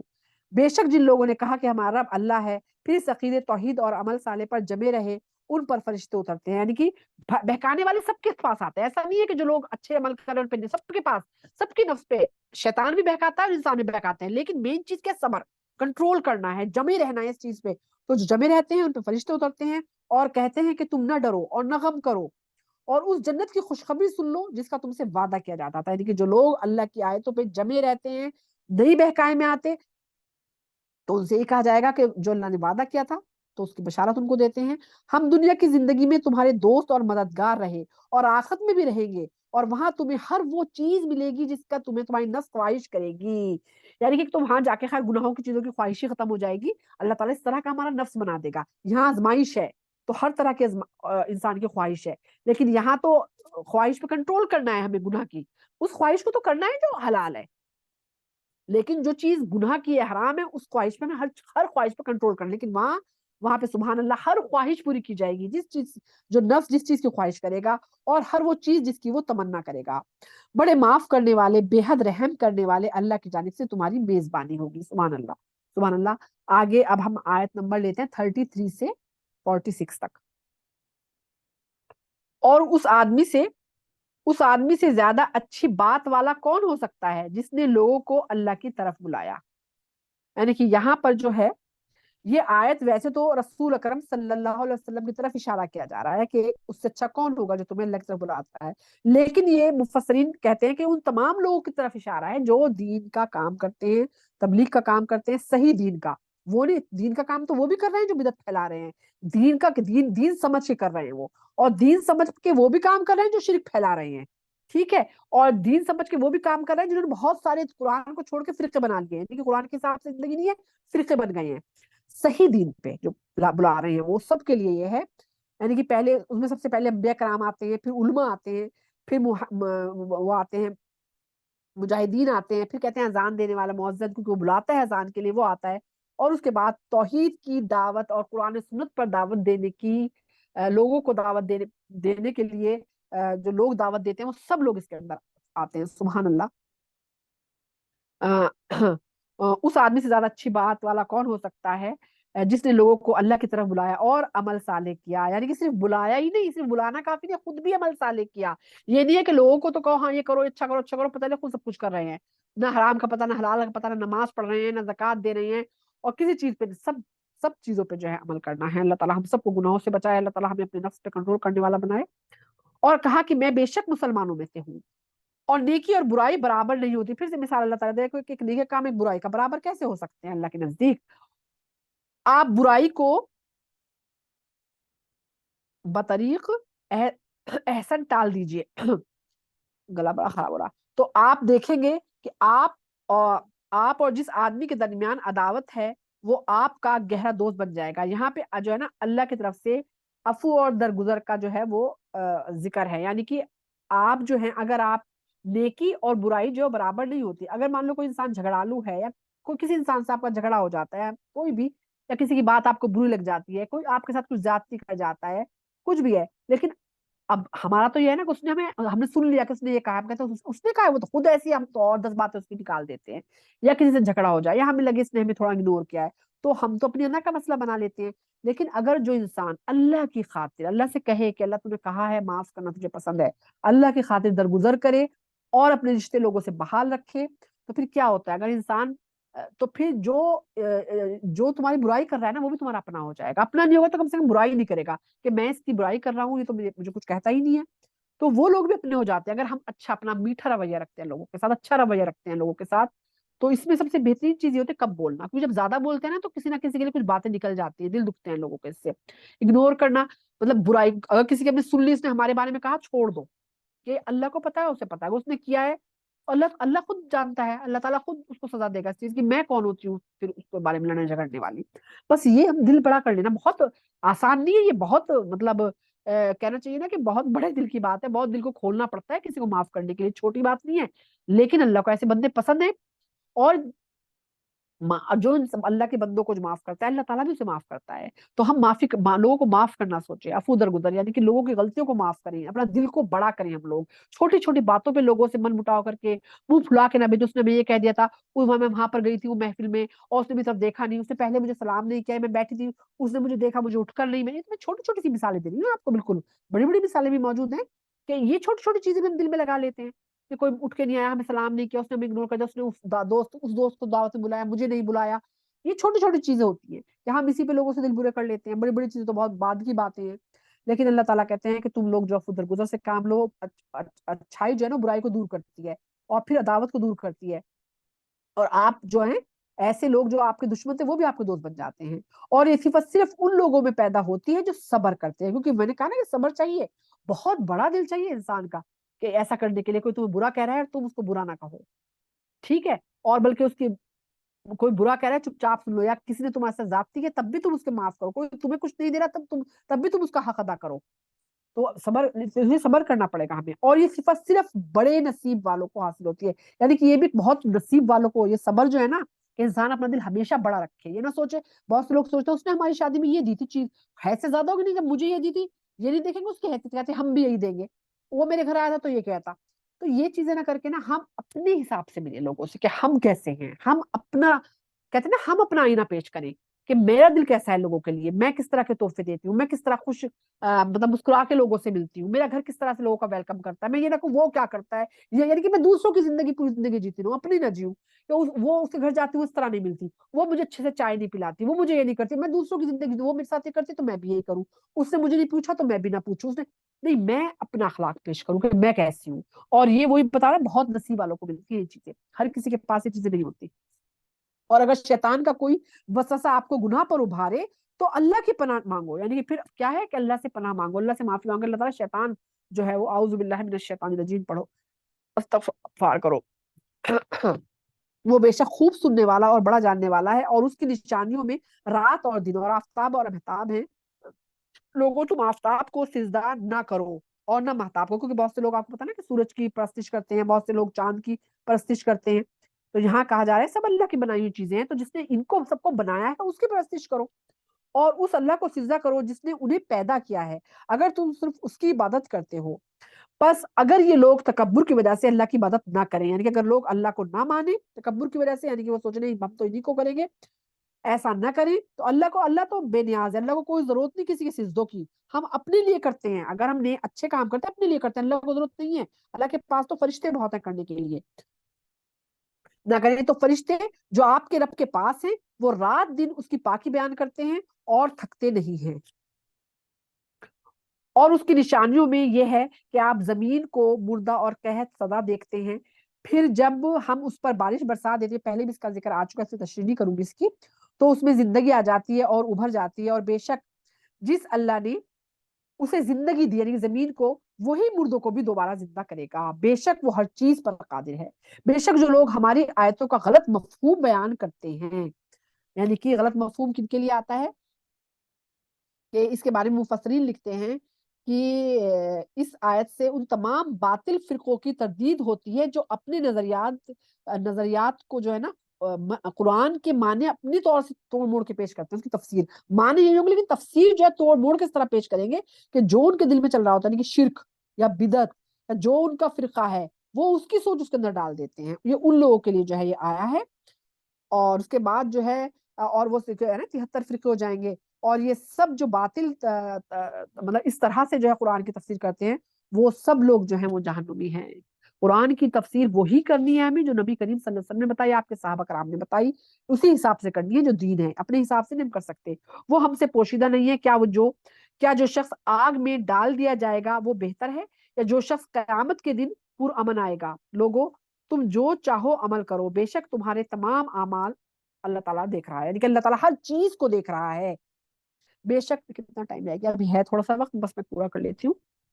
بے شک جن لوگوں نے قرآن کا انکار کیا جب وہ ان کے پاس آیا وہ ہم سے پوشیدہ نہیں ہے. یعنی کہ چاہے وہ دل میں سوچ رہے ہو کہ یہ آیت کیسی ہے، یہ تو نہیں ہو سکتا، یا اس زمانے میں تو کھلے عام انکار کرتے تھے مشرک. آج بھی دیکھیں کھلے عام جو لوگ قرآن مجید کا انکار کرتے ہیں جو مسلمان نہیں ہیں، تو سب کے لیے آ رہا ہے. وہ یقیناً ایک بلند اور بالا.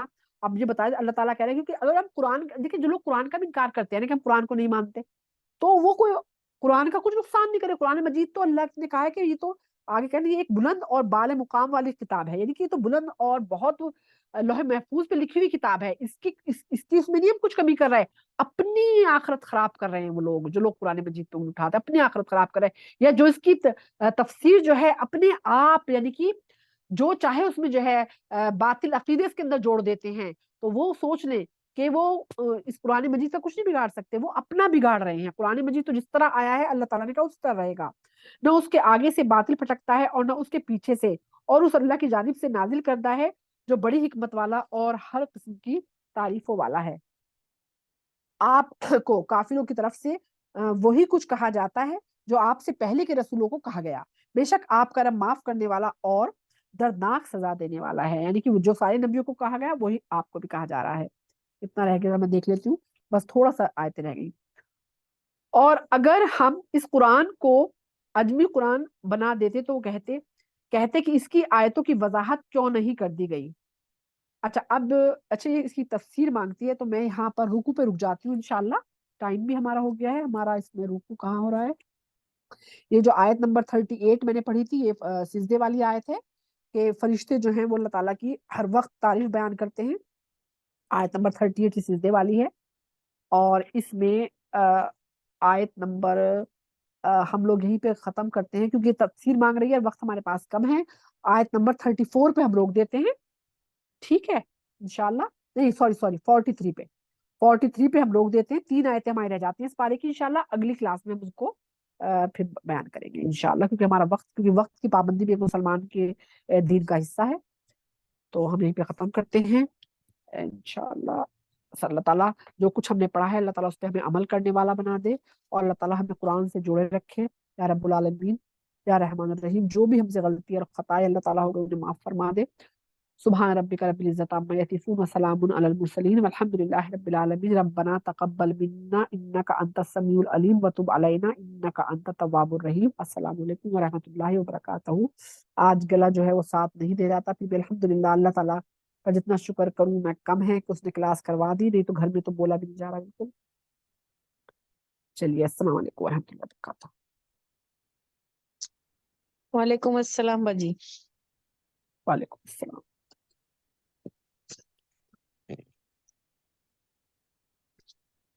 باجی جی میں یہ بول رہی ہوں کہ ابھی میرے ساس سسر عمرہ پہ گئے ہیں سعودی